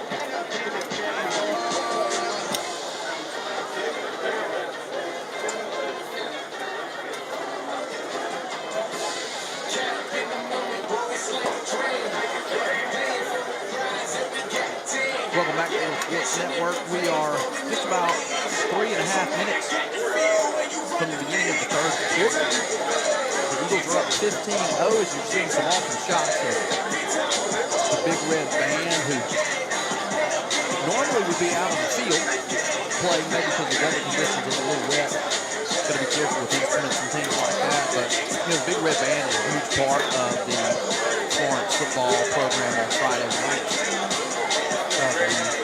The proceeds from concession stands support the band. Parents and people from the band man that night after night. They did awesome in their state band competition recently, and Florence has an excellent football program and an excellent band program as well. And so excited and fun to see them there out on the side having a little fun. And you can see also part of the student section there, even though it is a sloppy night. It's a little wet out. Not exactly what you would call ideal football conditions, but still a decent turnout here for a first-round playoff game. You've got some folks camped out under their umbrellas. You've still got tailgating tents set up down beyond the end zone, and a good turnout from the students. If you missed it, we kicked for chicken at halftime and saw a student here from Florence win free Chick-fil-A for a year by making 3 consecutive kicks. They were able to get into that raffle drawing by purchasing some Chick-fil-A sandwiches, and then were drawn and then had to make 3 consecutive kicks. And so we saw that young lady able to do that. If I understand correctly, I think they're trying to see if they can find her a uniform for the second half of tonight's game. May see her kick before this thing's all said and done. Ryan, it was an exciting first half of football. It was. What did you see that you liked from Florence in the first half? Yeah, I think what I liked was that all of your tips to the game were accomplished in the first half. Now, obviously, your tips are the duration of the complete football game, but I mean, we got back to who we are. We're not looking to beat anybody 45-0, 50-0. That's not our style of offense. If we have it our way, if we're scoring, if we're keeping their team off the field, we drain the clock. And we don't have that type of firepower per se, but we do have consistent. We have an offensive line that is to die for. Coach has raved about his offensive line. Experienced, senior-laden, strong, man. Yeah, consistent. And the one who didn't have the most experience has been so good this year in Pablo Gonzalez, a guy who's a first-year starter joining the rest of that group. Right in the middle of that line. And, wow, I mean, the group has really come together. And that's the story of the first half. The offensive line continuing to fight, whether it be on the run plays or just giving Luke a half a second to get some of those passes out. That big one to Titan, he did take a hit, but there were a couple of guys that were free running. Offensive line does a good job of picking up a couple of those, giving him some time. I love that first half. Like I said, at the end of the half, we just needed to get to halftime. Congratulate the guys on playing a good half and go out and try to duplicate it. Keep the football. You get the ball right here to start the half. Go ahead. Go ahead, get back to running the football, get back to moving the chains. But what is big right now is Florence is up against the clock. You got multiple scores. Keep limiting big plays. If Wayne County is going to score, make them drive the length of the field. Keep them pinned back. Keep them doing a lot of plays. And that right there is what will make for a great half of football for Florence. I think in a lot of ways, interestingly enough, Luke Reed was the story of the first half for the Florence Eagles. He missed 2 throws in that first half. Yeah, his first 2. Both of which could have been touchdowns. We don't know what have been, but he had guys behind the defense just missed them. And he came back and made some great throws later in that first quarter and throughout the second quarter. He goes 3 for 5 for 51 yards and a touchdown. And that second touchdown was huge. One, because of the time when it happened. It happened just before the end of the second quarter. And now Florence is getting ready to receive the opening kickoff of the third quarter. And they're going to get this football. And if they are able to take this football and have offensive success, they're going to put Wayne County in a really difficult situation against the clock with the way that Florence plays style-wise, because I know that Coach Davis's game plan is to shorten this game up. He did it in the first half. He's going to do it in the second, especially so with a lead. And in fact, I'll say that I think that the opening drive for Florence's offense may be the most important drive of this second half. Yeah, it goes right up there with the defensive stand on the first drive of Wayne County. You set the tone for what type of night they're going to have with the conditions the way that they are. They've responded well. We had a stretch there of 3 to 5 games where the guys weren't tackling well. We haven't seen that tonight. We've seen a lot of hats to the football, wrapping up, being physical, getting back to who we are. Like we said, our identity. And right there, this drive and the very first defensive stand of the game could be two drives that we look back on and say, wow, those were statement. They defined the game. Those were statement as far as the way this outcome could go if it stays this way for Florence. The other thing I'm looking for in the second half is, can the Florence defense continue to keep this Wayne County offense from moving the football by the big play, particularly the pass. Yeah. Now, Wayne County did have some success running the football, although it wasn't sustained. But we know that Florence's weakness on defense is defending the pass. They're not a fast defense. They play disciplined and tough. And we know that Wayne County has some playmakers they want to get the football to. And so far in the first half, Florence was able to cover those guys, tackle them as quickly as they caught the football, didn't have any coverage busts, and just kept Wayne County's offense away from the big play. And we'll see if they're able to do that in the second half. If they are, I think it could be a good night for the Florence Eagles. We're about to find out. You hear the horn sounding, you see the guys making their way to the sidelines, and we are just about ready to kick this thing off. Referees break their huddle at the Eagle in the midfield. They're waiting to get that kicking unit out there from the War Eagles to get it started here in this third quarter of action. Be interesting. This is the first time Florence has received a kick. We haven't gotten to see what style. It's something we talk about a lot because we use it. And it's also a time right here. It would not surprise me to see Wayne County maybe with a little trick in their bag right here. Absolutely. I don't know what's going to happen, yeah. But it'd be a good time. Florence has not received a kickoff yet. Getting the football right here for Wayne County would be If you could huge. steal a possession right here, it would be worth a shot. Be interesting to see if Florence is looking for that. They do have a number of men up, only 2 deep backs. And so the other 9 are just about 5 yards from the 50. Here he comes. And he squibs it through the middle. That'll take a nice hop for Davis. That's Davis who breaks across the 35-yard line and is going to be stacked up there at about the 36. And so that's where the Eagles will begin this first offensive possession. Yep, just needed that bounce. We were able to get it. Davis does a good job containing it and returns it up. I was worried maybe that he had waited a little too long. Yeah. And he smartly waits on it to pop up and is able to handle it then much easier than he would have been able to. So there you go again, trusting the guys on the field. They know better than me what they're doing with the football. Yep. If you're just joining us, it is the third quarter. You'll look on your screen. It'll say second. That is controlled by the referee operator. He knows what quarter it is. He's not so much concerned of getting that swapped over, and we respect that. We want this game to be called the way it is, but it is the third quarter and it's first play of this third quarter. Eagles in the double wing. They give it to Quick around the left side, who's going to be stopped for a loss.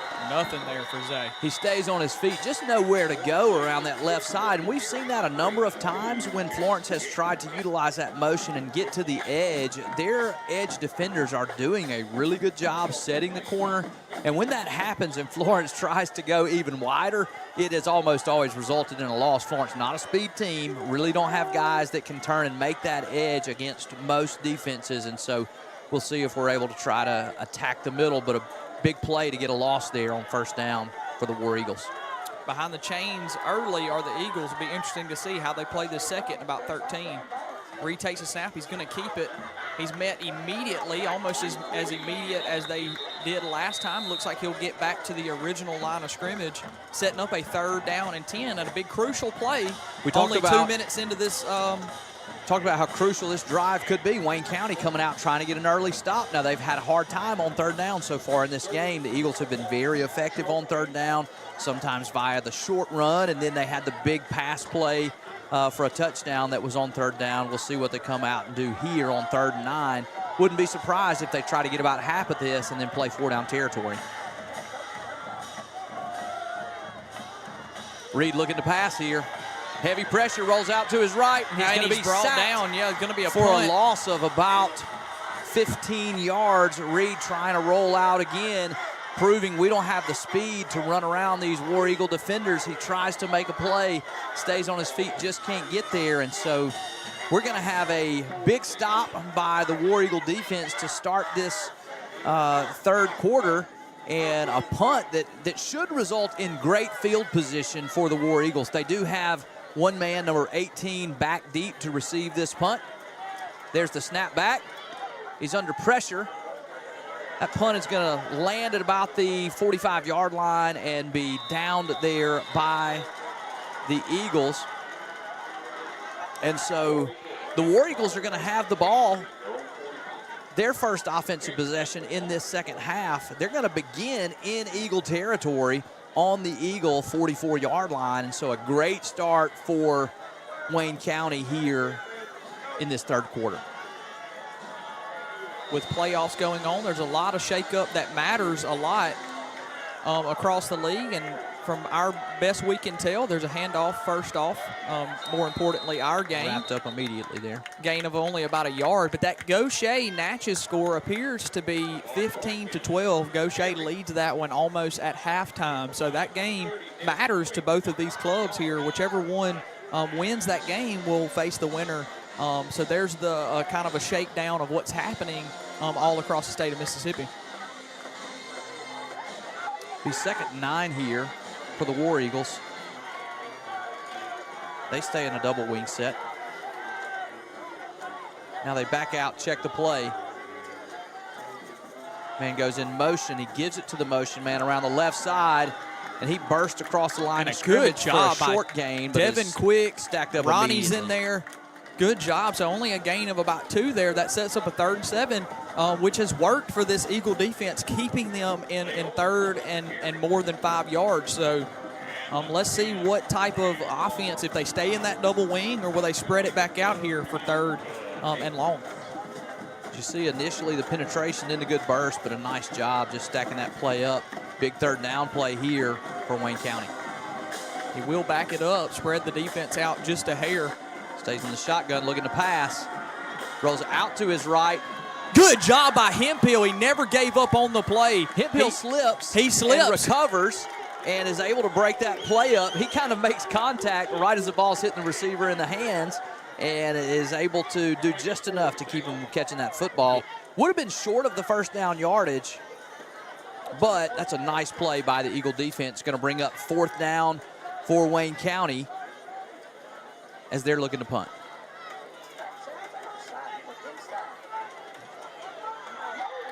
Got another score update from Laurel, up big on Provine. 36-6. No surprise there. Laurel, very good team. Looks like they. That ball is snapped to Richland. That ball is loose. Cleon, he's there. Turnover.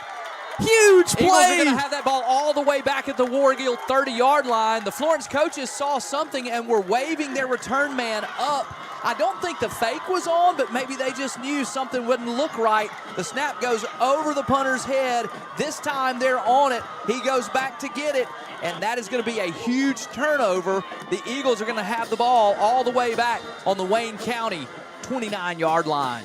Credit to the Eagle defense doing a good job keeping them in punt situations. They've had some pressures. They've had some muff snaps. Now that one snapped way over his head. So good job by the defense. With a bad snap. Or with a snap that's hard to handle. I formation here for the Eagles. Hands They it give off it to quick off Zay. the left side. He's got some space. He's Still carrying on the his man. feet. He's still moving. He's going to have the ball down there, up near first down yardage, around the 20-yard line. Nice blocking off the left side by that Eagle offense. Going to bring up second and very short for the Eagles. Brookhaven is leading their playoff game over Van Cleve, 27-7, at about the halftime mark as well. The Eagles on the march here, just right outside red territory after a huge same play turnover. off the left side, another nice hole there. And look at that Driving the offensive pile line. forward. Look at that offensive line. Still Big pushing. Ashton Hood is pushing. Still pushing. He's going to be down near the 10-yard line, and now the Eagle offense is just taking it 10 yards at a time, really looking to impose their will to try to push this ball, literally push this ball over the end zone line as they have it now down near the 10-yard line. It's going to be 1st and 10 from just outside the 10. They've run the same play 2 consecutive. Wouldn't be surprised to see it a 3rd and a 4th until Wayne County proves they can stop this lead handoff. O-line shifts again. Here he goes again. Takes To the right snap. side this time. Not as much room, but still a short gain there. Otis just run it to the left again. The left side of that line really having great success on back-to-back plays. They run it to the right that time, and he stopped for a gain of 1. Again, though, here's where Florence is going to not be overly deliberate, but they're just going to take their time as we are now down approaching 6 minutes left to go in this 3rd quarter with already a 15-point lead, looking to extend that late here in the 3rd quarter. I formation again. You'll see that wide out. Keegan Cooper moved to the bottom of your screen this time. Hands it off to that left side. Another More nice penetration again. Not as much as the previous plays. And an extra push by 21. That is not going to be good for Wayne County as he gets caught. Maybe the second man, we'll see, but the flag comes out immediately as 21 pushes. You could see it on your screen. We could see it from up here. There was a little tie-up with a late block, and I think this one is going to make it 1st and goal for the Eagles. It looked like he and Braden Godzewski were exchanging some words. Push there to the face mask area. See, maybe this is going to be offsetting. We'll see the signal here. Might be, yeah. Unsportsmanlike. It's going to be offsetting. On Maybe both teams. Some jawing, some pushing. So everybody take a deep breath. I can agree County with that. fans, take a deep breath. Florence fans, take a deep breath. But I know that was going to be a hard call to live with if that one didn't go in your favor. The officials get it right. And so all that's going to do is hopefully calm everybody down. That's right. For a big 3rd down and 8 here with the ball deep in Wayne County territory. Could definitely tell our guy wasn't innocent there. Some jawing going on. I'm pretty sure it was a first man, second man situation. Good job by Coach Davis is going to ask for the play clock to be reset as it's ticking down, and they're he's going calling to give for it to be reset. So we're going to have a stoppage here as they reset the play clock and then reset this football for this 3rd down play. Yeah, with that penalty there, it gets lost in translation. That clock continues to run. When you see it break with like 5 seconds, you're like, wait, maybe it wasn't reset. Just trying to get that. So but it is back down to 8 again. You still got to hurry because they only reset to 15, and now it's under 5. You got to get this off. Luke's got to look up, too. 1. Oh, and Coach Davis is going to go ahead and use the timeout. That's what he was coming in to do before that, is to call the timeout. He asked for it to be reset. They did reset it, and then somehow still don't get the play off because they only reset it to 15. And rather than being ready at the line of scrimmage, I think his guys thought that he had taken the timeout, so some of them were walking off. At any rate, he does take the timeout, and it probably is a good place to take a timeout here. Big 3rd down play coming.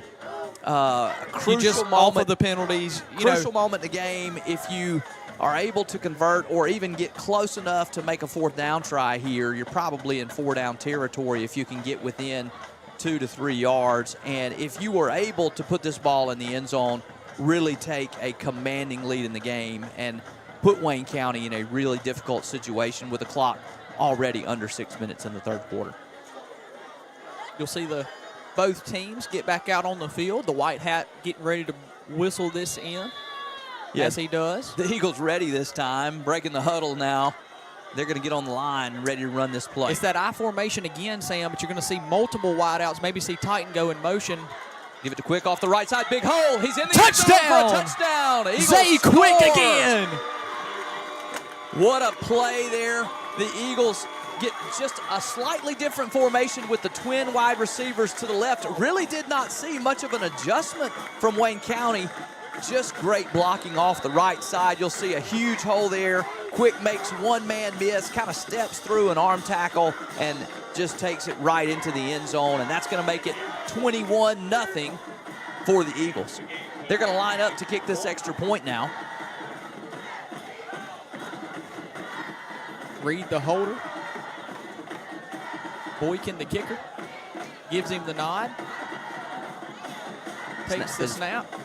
Back, hold us down, kick is up, and it is good. 22-0 is the development here. Florence lead. It wasn't the way we thought it was going to be. Took a defensive stop, Sam, but we got it. We're going to take just a small, maybe 30-second break, get right back to you with Wayne County receiving the football again.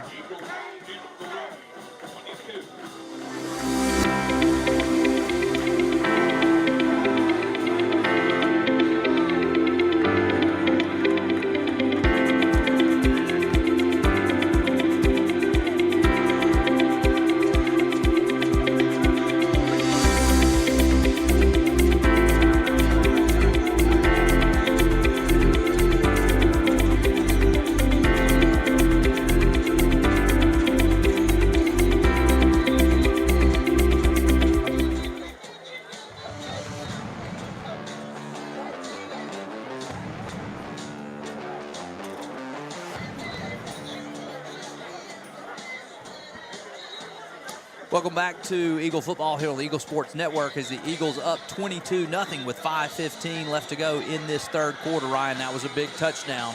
Right Huge before the break. touchdown. Yeah, I had mentioned right before we left it. We wanted the score, and with that zero still in Wayne County's score box, but it took that stop by the defense that we have raved about early on in the year. Now getting back to kind of more characteristic and getting these stops. It's pushed right up the middle. It's touched. That ball's still free. loose. Oh, that ball's still loose. I think the Eagles got it. They're umpiling it, waiting for a signal. Looked like the red jerseys had a good chance at it. Scrum under the pile. Yeah, and the Eagles have it. Eagles have the football. We've talked about it. We talked about it off the top of the broadcast. Florence gives teams fits with these different type of kicks, and they kick it right at the up back. He touches it. Another back tries to catch it, struggles, and now all of a sudden it's a wet ball on a wet field, and you've got a pile of jerseys, and Florence finds a way to get it. Wow, what a turn of events here. Just demoralizing for the other team. A tough situation when you are trying to get back in a football game. You've just given up a big scoring drive, and all of a sudden your offense doesn't even get a chance to go back and get back in this football game. Again, the same formation, this time out of a shotgun. Reed looking to pass. He pump fakes. Now he's got heavy pressure. He's going to be still on his feet. Now he's wrapped up, gets back to the line of scrimmage. Really a good job. It looked like he's going to be sacked for a big loss. The Eagles looking to go for the dagger right there and sending Brian Davis deep. Great job by Wayne County. Had him covered, and Wayne County's got a defender down on the field. So we'll get a timeout here to check on him. As they take a timeout, we will too. Stay tuned for more Eagle football here on the Eagle Sports Network.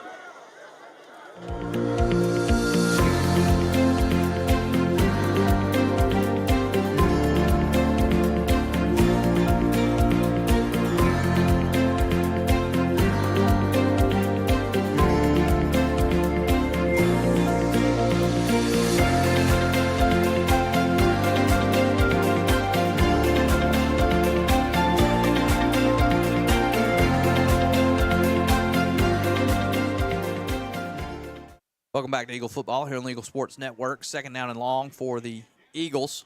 Is that Wayne County defender able to get off under his own power? Hopefully he'll be back in the game shortly. Reed fakes the handoff, keeps off the right side this time, still on his feet, pushes defenders forward, and is going to be brought down there after a gain of maybe 5 yards on the play. Looks like it's going to bring up third and about 6. Yeah, Sam, in all levels of football, you're going to see offenses who get an unexpected possession try to take a shot on the first play. It's a free gift. You want to go ahead and see if you can take the top off the defense early. That's what happened on that play. Wayne County ready for it this time. It was a similar play to the touchdown that Davis ran on that play on the right side, but looking at a wheel route. Over here on the left side, they do a good job of stopping it this time. Now got the Eagles back at a 3rd and 7. See what they do here on this long third down. Out of the shotgun set, 2 wide receivers to the left.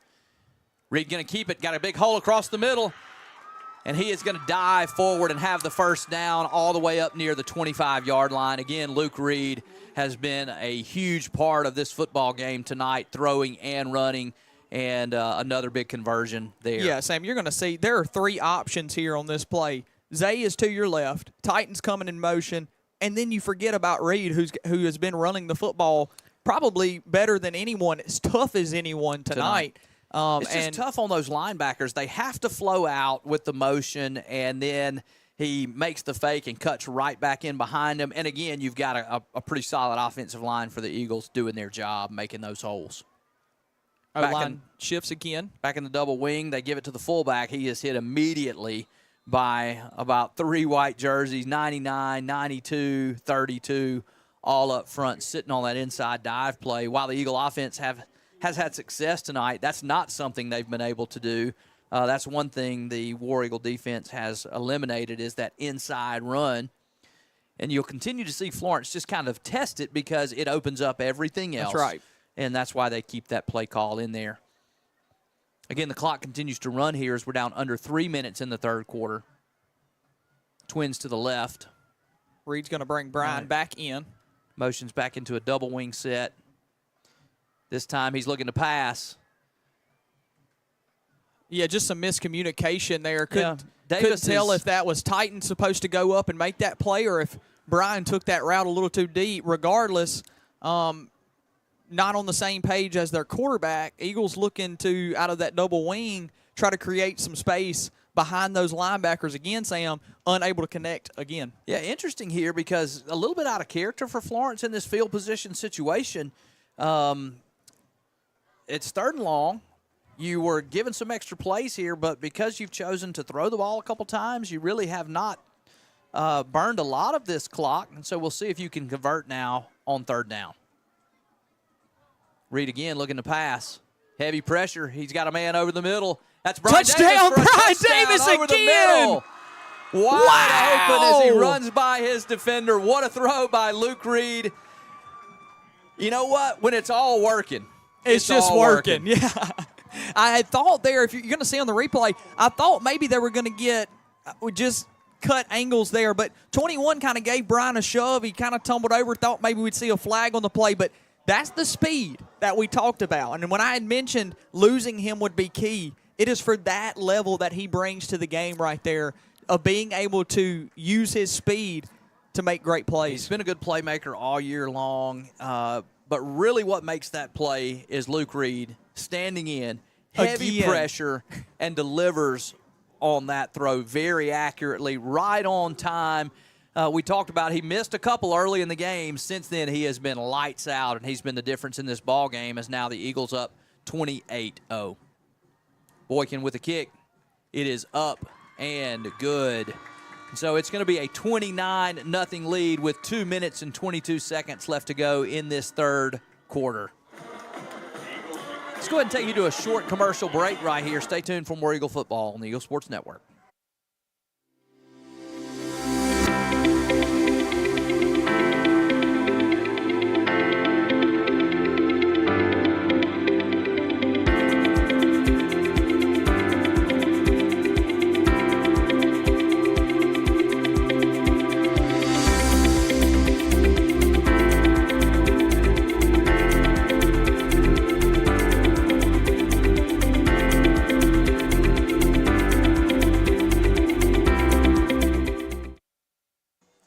Welcome back to Eagle Football here on the Eagle Sports Network as the Eagles are up 29-0 with 2:22 left to go in the third quarter.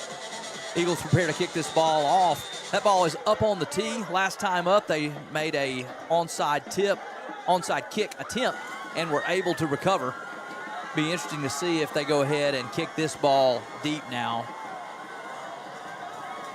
Yep. Up by 29 Coach points. trying to align his guys the way he wants them, and he just can't. He's frustrated. Boykin does kick this ball deep off the right side. It's fielded there around the 15-yard line. He's got a big some return space. right up the middle. He's going to run it all the way back up to about the Wayne County 37-yard line, and so they do get him stacked up, but a nice return there for the War Eagles as they are going to try to find any way to get back into this football game. And you would think here now down 29, while they will have to do some things to keep the offense honest, opportunity here for your defense to pin their ears back and really get after the quarterback. You're going to begin to continue to cover, but interesting to see if they try to throw this football and move with a little more urgency. Yeah, Coach Davis just couldn't get his guys where he wanted them to. I don't know if Boy can kick that ball deep just to get a play off, or if that's what Coach wanted. It was hard to tell. He was frustrated. Maybe a false start here. Yeah, not the way you wanted to start if you're Wayne County. You're really trying to get back into this game. 1st and 15 is not the way to do it, but if you're a Florence fan, you're loving that.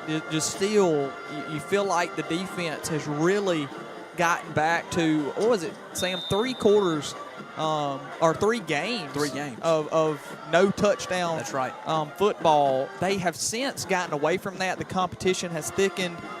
We know we played some talent across our region, but now this is what we were seeing from this defense. 4 wide now. Looking out to the left. Space again. A receiver falls down. He's going to have to time. scramble. He's making a play late, and he just throws it out of bounds. I'm not sure if that was intentional, but overall a good play by the quarterback, being that I think the guy he was looking for loses his footing. I think so. Moves to his left, gets that ball out of harm's way. Well, in Florence, there's a situation where you kind of feel like the pass is probably coming, and so they've got guys in coverage, and that makes it more difficult to throw when you know the pass is coming. But his receiver on the left side kind of loses his footing, and he does a good job just trying to make something out of nothing and not making a mistake. They're going to go 4 wide again here, Sam. Got a running back in the backfield with him. Eagles still going to go with a 3-man front as they do. Takes a snap, fakes the kind of toss, gives it off, and there's nothing there. An arm from the defensive lineman, and then Ronnie Aguilar comes in and does what he does best, getting in on tackles. That's just a fantastic job by the Eagle defense as you're playing with a little cushion. And you see the replay there of the previous play. But playing the cushion and then just coming up make the tackle. Eagles trying to get another defender over the top on this side. He's going to throw deep here. Nope, now he pulls it down. He's still looking pressure. for somebody. Got a man in the middle. 3 falls down. Wow. The defender for Florence there slips as he's trying to undercut that football. I think it surprised everybody, including the Wayne County receiver, who's unable to reel that ball in, because if he does, he's going to score. The elements, Sam, if it's dry, you could say Devin Lewis has got to play on that football. He may pick it. Say he does slip, well, he's catching that ball. Yeah. So 2 instances on the same play in which we see these conditions play a huge role in this game. Going to bring up 4th down now for Wayne County. This time the Eagles do have a return man back. That's Brian Davis, very dangerous returner. Difficulty for Wayne County with snaps tonight. We'll see if they can get this one. This one's a better one. It's a good snap. It's a good hold. Davis going to get away from this football. And it takes a Florence bounce. So the Eagles will set up shop at about their own 38, 39-yard line with a chance to really, really do something here in the closing moments of this third quarter. We're going to take a small break as we close out action with you right after this.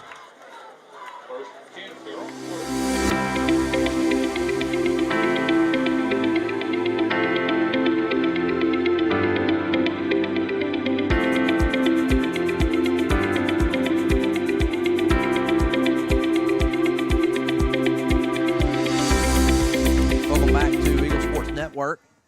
Florence 1st and 10 from the 38. Up 29-0, 1:21 left to go in the third. Give it to Edmondson around the left side. He tries to stretch it out. Now reverses field and cuts up. Going to be stopped for a loss. Again, we've seen Florence try to challenge that perimeter and just not able to turn the corner many times against Wayne County. The best thing about that play was he goes down inbounds, and the clock will continue to run. I expect to see Florence be very deliberate between plays. I expect to see them come up to the line with just maybe 15 seconds or so left to go on the play clock. I expect even later than that. Reed gets to the huddle at 15 seconds. So yeah, I think they want to snap it under 5, and so you see him come out, double wing. No hurry here, but you do got to get this play off. You certainly don't want to get behind the chains. He moves a man over, sends a guy in motion late, takes the snap, hands it off to the up back. That is, Smith. I believe, Smith. Not Nice going to get tackle on that much, play. but it will conclude the third quarter and keep that clock running. And keep the clock running. So 20 seconds and counting down before there is 1 quarter away from the Florence Eagles securing a playoff win. As we get a break between the quarters here, let's take another commercial break. Stay tuned for more Eagle football here on the Eagle Sports Network.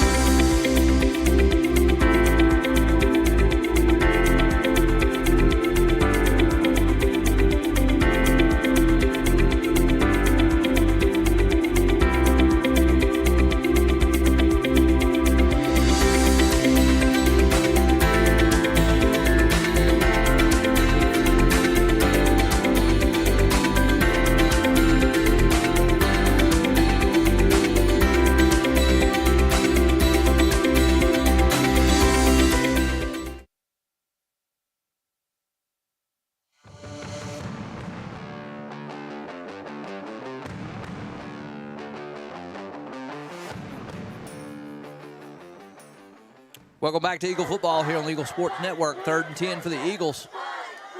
Wayne County desperately needing a stop. Reed gives it to Quick off the inside, still on his feet. Let me tell you what they didn't need. And it's a big Zay Quick run. He's still on his feet. He's brought down finally all the way back near the Wayne County 35-yard line as he needs 10, and he gets 15. He gets 20. He gets 25. He did all of that with just a right cleat on. He lost his left cleat at about the 45-yard line. Contact right there. I mean, Look first at contact the power. was made after a gain of 5. He's hit again after a gain of 8, and he winds up with a gain of nearly 20 on the play. Just great running there by Xavier Quick. We've talked about the power that he runs with. You'll continue to see Florence just grind this clock down and continue to try to push this football forward as Luke Reed, again, locates the play clock. You'll see him be very patient here. Motion comes. He gives it to the running back again. Quick continues to push the pile forward. And finally, they blow it dead after a gain of 5. Yep, Florence getting back to what they do, and that's just running the football with such power, using those big guys up front, and what looked like could be a 2-3 yard gain turns into a gain of about 5 or 6 here. That's just the bread and butter of what the Eagles do best, and when they're at their best, Sam, it's this right here. It's getting off the field on defense in 3 or 4 plays, and it's draining that clock. And I had mentioned I thought Wayne County came in with the right game plan, just offensively. They haven't been able to move the ball with any type of rhyme or reason. They ran the ball some penalties have hurt them. So, the turnover kills them. But defensively, I thought they, you look at, we'll just stay here. Eagles I have think to take there's a timeout right here to stop the play clock from running out. A little confusion there for the Eagles. And I had mentioned in between breaks, I thought they had a good game plan because you look before Zay's big run right there, they've done a good job of really containing him, keeping the big play. But what they haven't done well is the refusal to put a safety back with Brian Davis. You look at the scoreboard right now. We obviously get the 2-point conversion on the first score, but let's just go ahead and say 14-15 of those points are Brian Davis over the top. And well, that combined with the struggles with the snapback on the punt. So the snap over the punter's head was just a huge turn in the game. that changed the complexion of everything. They had just gotten a stop, chance to potentially get back in the game, at least switch field position. You snap it over your punter's head, and now instead of field position being in your favor, Florence goes down and scores immediately. That was just a tough pill to swallow. And then Florence has done well to just consistently move the football, and Wayne County hasn't been able to. 2nd and 5, reading the shotgun again. Davis, the motion man, will take it. Big He's hole got in a the lead middle. blocker. He kicks it back to the left, still on his feet. Flags come in late. I wonder if we're going to get a face mask added on to the end of this run. It came all the way in from the back, Judge. Yep. That is the sign that he's signal is given. face mask. That's going to move the ball even farther down into Wayne County territory. And again, at this point for Wayne County, you're playing on pride. As it's 29-0, it starts to feel like, man, this one, it could be over here. It certainly would be a long way to claw back. Here's this run by Davis again. We'll see if we can get, you right can there. see a little bit of a tug. It's tough to tell from our angle. That play's happening so fast. But that back judge was very clear in what he saw and made that signal pretty quick. Yeah, you could see his head pull down as 21 wraps around right there, and Davis was signaling for it. No real protest from anybody. It was happened there. But, up 29-0, it's hard to continue to dig in and make plays sometimes when you're in this position in the ball game. And so these Wayne County defenders really having to find some extra guts here to finish this game off and see if they can't find a way to maybe get back in it. Twin receivers down to the bottom of your screen, off of your screen actually, where he takes a snap. Fakes the handoff, keeps it, and he's met immediately by number 92 there. Wow, what a play. And, you had talked about finding that grit to keep going, and number 92 there proves that he's still fighting. The interior of this Wayne County defensive line has been tough all night. They've done a fantastic job. Florence has had a couple of big pass plays that they've busted out over the top. And they have given up some runs, but really that's been more to the edge and not just going wide, but at the edges of the defense, just outside of those interior defensive linemen. And that's where they have found a little more success, but the interior has been tough all night long. 2nd long now. The clock continues to tick under 9 minutes. Coach is being sure to call attention to that play clock, or that play clock, making sure that you're just going to see them stand in the huddle. They're not going to even break the huddle until they're near 15 seconds. They have the play at this point. Then they'll walk up, and then they'll wait till it goes under 5 to snap it. As you see now at 15, now they're going to break. They're going to go get lined up, and here they go. In the shotgun, Reed's going to keep it, and he's going to be pushed ahead. Still on his feet now, stacked up there after a gain of maybe 3, maybe 4 there. Looks like a 3rd and 7, 3rd and 8 coming up. I think you see what we talked about earlier, not even trying to risk having to handle the ball, hand it off, just snap it, run it straight ahead, make sure we don't turn it over. Keep this clock running. You're down deep in Wayne County territory. You're going to do the same thing here on 3rd down, and if you don't convert, you're going to do the same thing on 4th down. Hempill and Davis run off. They got the big boys in there. Keegan Cooper, the only wide out that inside besides Edmondson. He'll go out wide with him. Back to the I formation here. This has worked so well. Interesting to see if they go off that left side. They'll come back to the right where Quick scored last. He's going to score again. Just an exclamation point on a game in which Florence has dominated since the very, very beginning. That's going to make it a running clock. Well, no, I thought so. That they would just keep that because it's at that 35 mark. So I think it will. Yeah, he's giving him that signal. So it will not stop. It won't stop unless they score. Right below 35. So 35-0 Florence. 7 minutes to go, and these last 7 minutes are going to tick very fast. They are, yeah. That continual clock and flags down. I'm not sure. I did see a Wayne County defender jump. I'm not sure if he. Yeah, they're going to get him on that. And hey, Sam, we know all too well that those are dead ball. Those are dead ball penalties. We've learned that. You cannot continue a kick and it count. We ran into that. Encroachment cannot be called off. It cannot be declined. So they do a good job. And if you're Florence, that's fine because, again, now that the clock's running, it resets that play clock. You're just going to let it run. And if you're Coach Davis, you're even telling your snapper now, hey, keep your eyes on the play clock. You're telling Luke Reed, keep your eyes on the play clock. You don't even snap this until it's down. It's, reset now to 25. And you can run 25 more off. Yeah. He's going to stand up and watch it. Well, it looks like he's going to get down and go ahead and punch this through. I think it's because Boykin went ahead and got ready. That kick is up and good. So they went with it. That clock's going to continue, folks. So look at him. The white hat making sure that the operator to our left knows, hey, this is where we're at in the game. This is the scenario. The only thing that stops it now is a timeout. Yeah. That's the only time it'll stop. So all of this, where it normally will be stopped, it'll just continue to run, and so it'll tick off really, really quickly.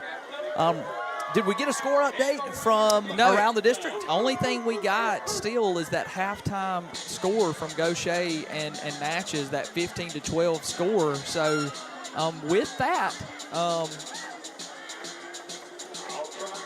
okay, got an update in my ear. 22-12 Gaucher. So they're hosting over there, so that they're going to come to us if that score holds stays. And this holds, then we would play Gaucher here next Friday night. That's right. So that's what we're looking at. Very fortunate at this moment of the game to be able to look forward to that. Florence has played some close games down to the wire. This won't go down as one of them.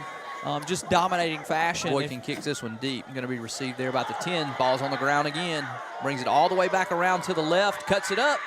And he's going to be tackled there at about the 25-yard line. And Eagle is shaken up behind the play. Heavy contact there. 27 holding his wrist as he comes off. Hopefully he'll be okay. And all of the Wayne County players get off to the sideline. 4:30 in County. You're not going to see either of these teams with much urgency. This game is what it is at this point. Yeah, the Eagle defense is gonna walk everybody back, just keep everything in front of you, and I expect to see Wayne County maybe throw it, but you're just gonna kind of throw it up. Yeah, they're gonna go 4 wide again, back to where they were last drive. Interesting to see how the footing works out for them here. They're gonna go quick, throw underneath, and getting out of bounds there. That doesn't really make a difference. So you see him with the that running angle. clock, it doesn't help you to go out of bounds. You just got to go no huddle and go as quickly as you can. And again, that's you expect to with Florence, everybody deep, throwing it underneath, and just hope somebody breaks a tackle. Going out wide again. Got their playmaker that circling was over there. and Hemphill, it hit him in the chest the whole way. And read it, and he said, please throw it, and he threw it, and then Hemphill, it hit him in the circle of the 6. We'll see on the replay. He reads it perfectly as he drops back underneath this route. That ball does disappear behind the jumping wide out, and I can't believe it. Aiden Hemphill he plays wide receiver also. Kid can catch. He just didn't catch that one. And, man, has he played some corner tonight this year. And let's talk about the job that Cortland Battie has done. You're going to get to see him make a play here. Nice play right on cue. And they're going to get behind the play, yeah. Oh, man. So you can see from this side, he's got his arm wrapped around the back potentially, and the back judge is going to see that. That doesn't take away from the night that Battie has had. Not at all. We highlighted that. I think the young man's name is Jalen Jones. Yeah. What an athlete. 12. For Wayne County. Fantastic player. When just a little old nobody who calls games for Florence, knows to look for your number when you show up, you've had a fantastic season. And wow, what a job Battie has done today. He's had that help from Davis over the top, but he just hasn't needed it much. They haven't targeted him. Obviously the conditions with the ball, it hasn't looked good. The spin hasn't looked good. Some underthrown balls, some overthrown balls. But, man, has he done a good job of just containing He and the rest him. of the defensive backs as a whole, as a unit, have had a really good night. Shotgun again, takes a snap, looks deep initially, fake quick, giving him a chase. He's going to have to run this one. He does a good job. Still on his feet. Shows some athletic ability there. He's pushed out of bounds by Hemphill with a minute and 50 counting. So interesting to see the legs now. This, got some speed behind him. Good looking run there. Yeah, so interesting to see it this late. I know that's not their game plan, but and it's a different situation in the game. The Florence defense is backed off and spread out. You're not getting the same kind of pressure that you would, but a nice play there from the quarterback. Obviously, an athletic kid. Looking to throw again this time. Flips it out to his running back underneath. And he's going to be pushed out of bounds after a short gain. Minute 20 now. Clock still running.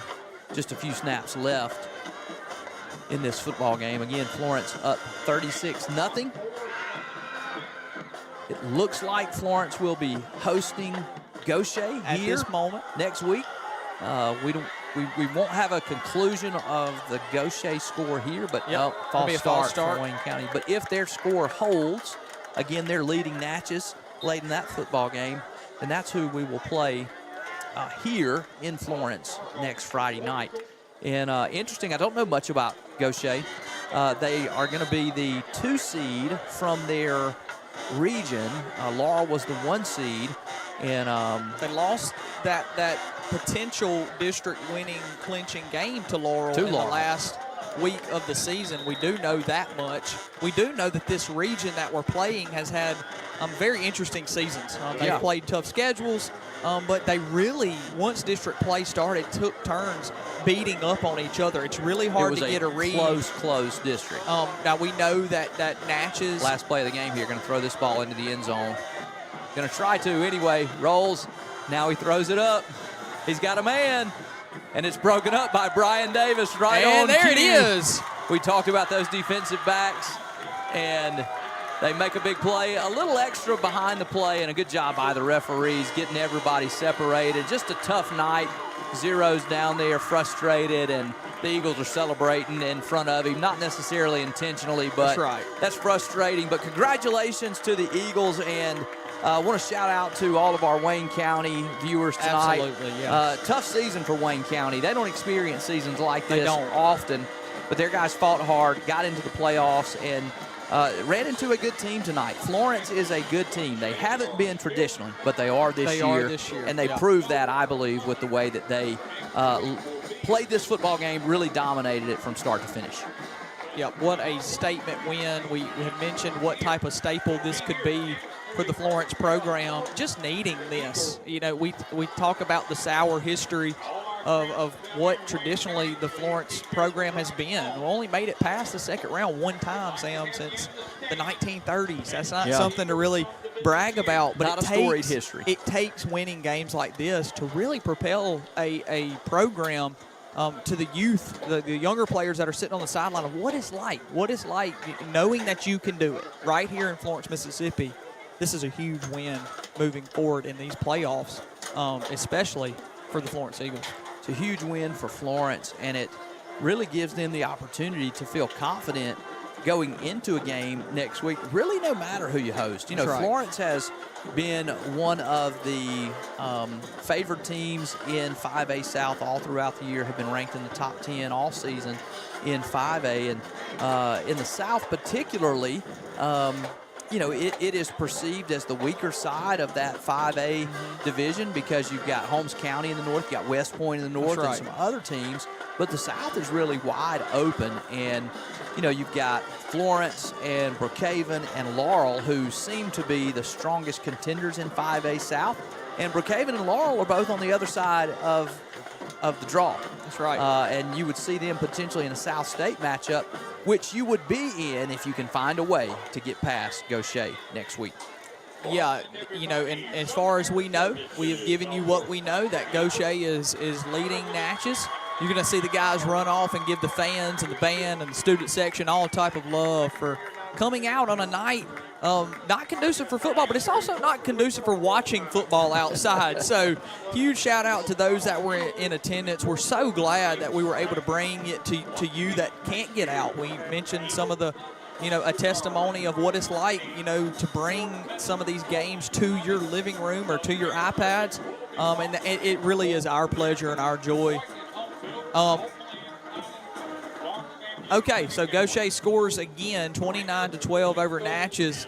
So that game looking like it's going to head in a direction to where we can say that we'll host Gaucher, barring some circumstances unexpected. right down the stretch and of that maybe miraculous game. So hosting Gaucher here next week in a game in which you feel like Florence would be favored again, especially, Sam, with this style of football. Florence is going to be favored against a lot of teams if they can play the way they played tonight. Yeah, Florence really played well tonight, played clean, did not make mistakes, and was able to accomplish what they wanted to accomplish. They executed their game plan well, and they've done that on and off at different points throughout the year, but tonight they did it consistently for all 4 quarters of the game.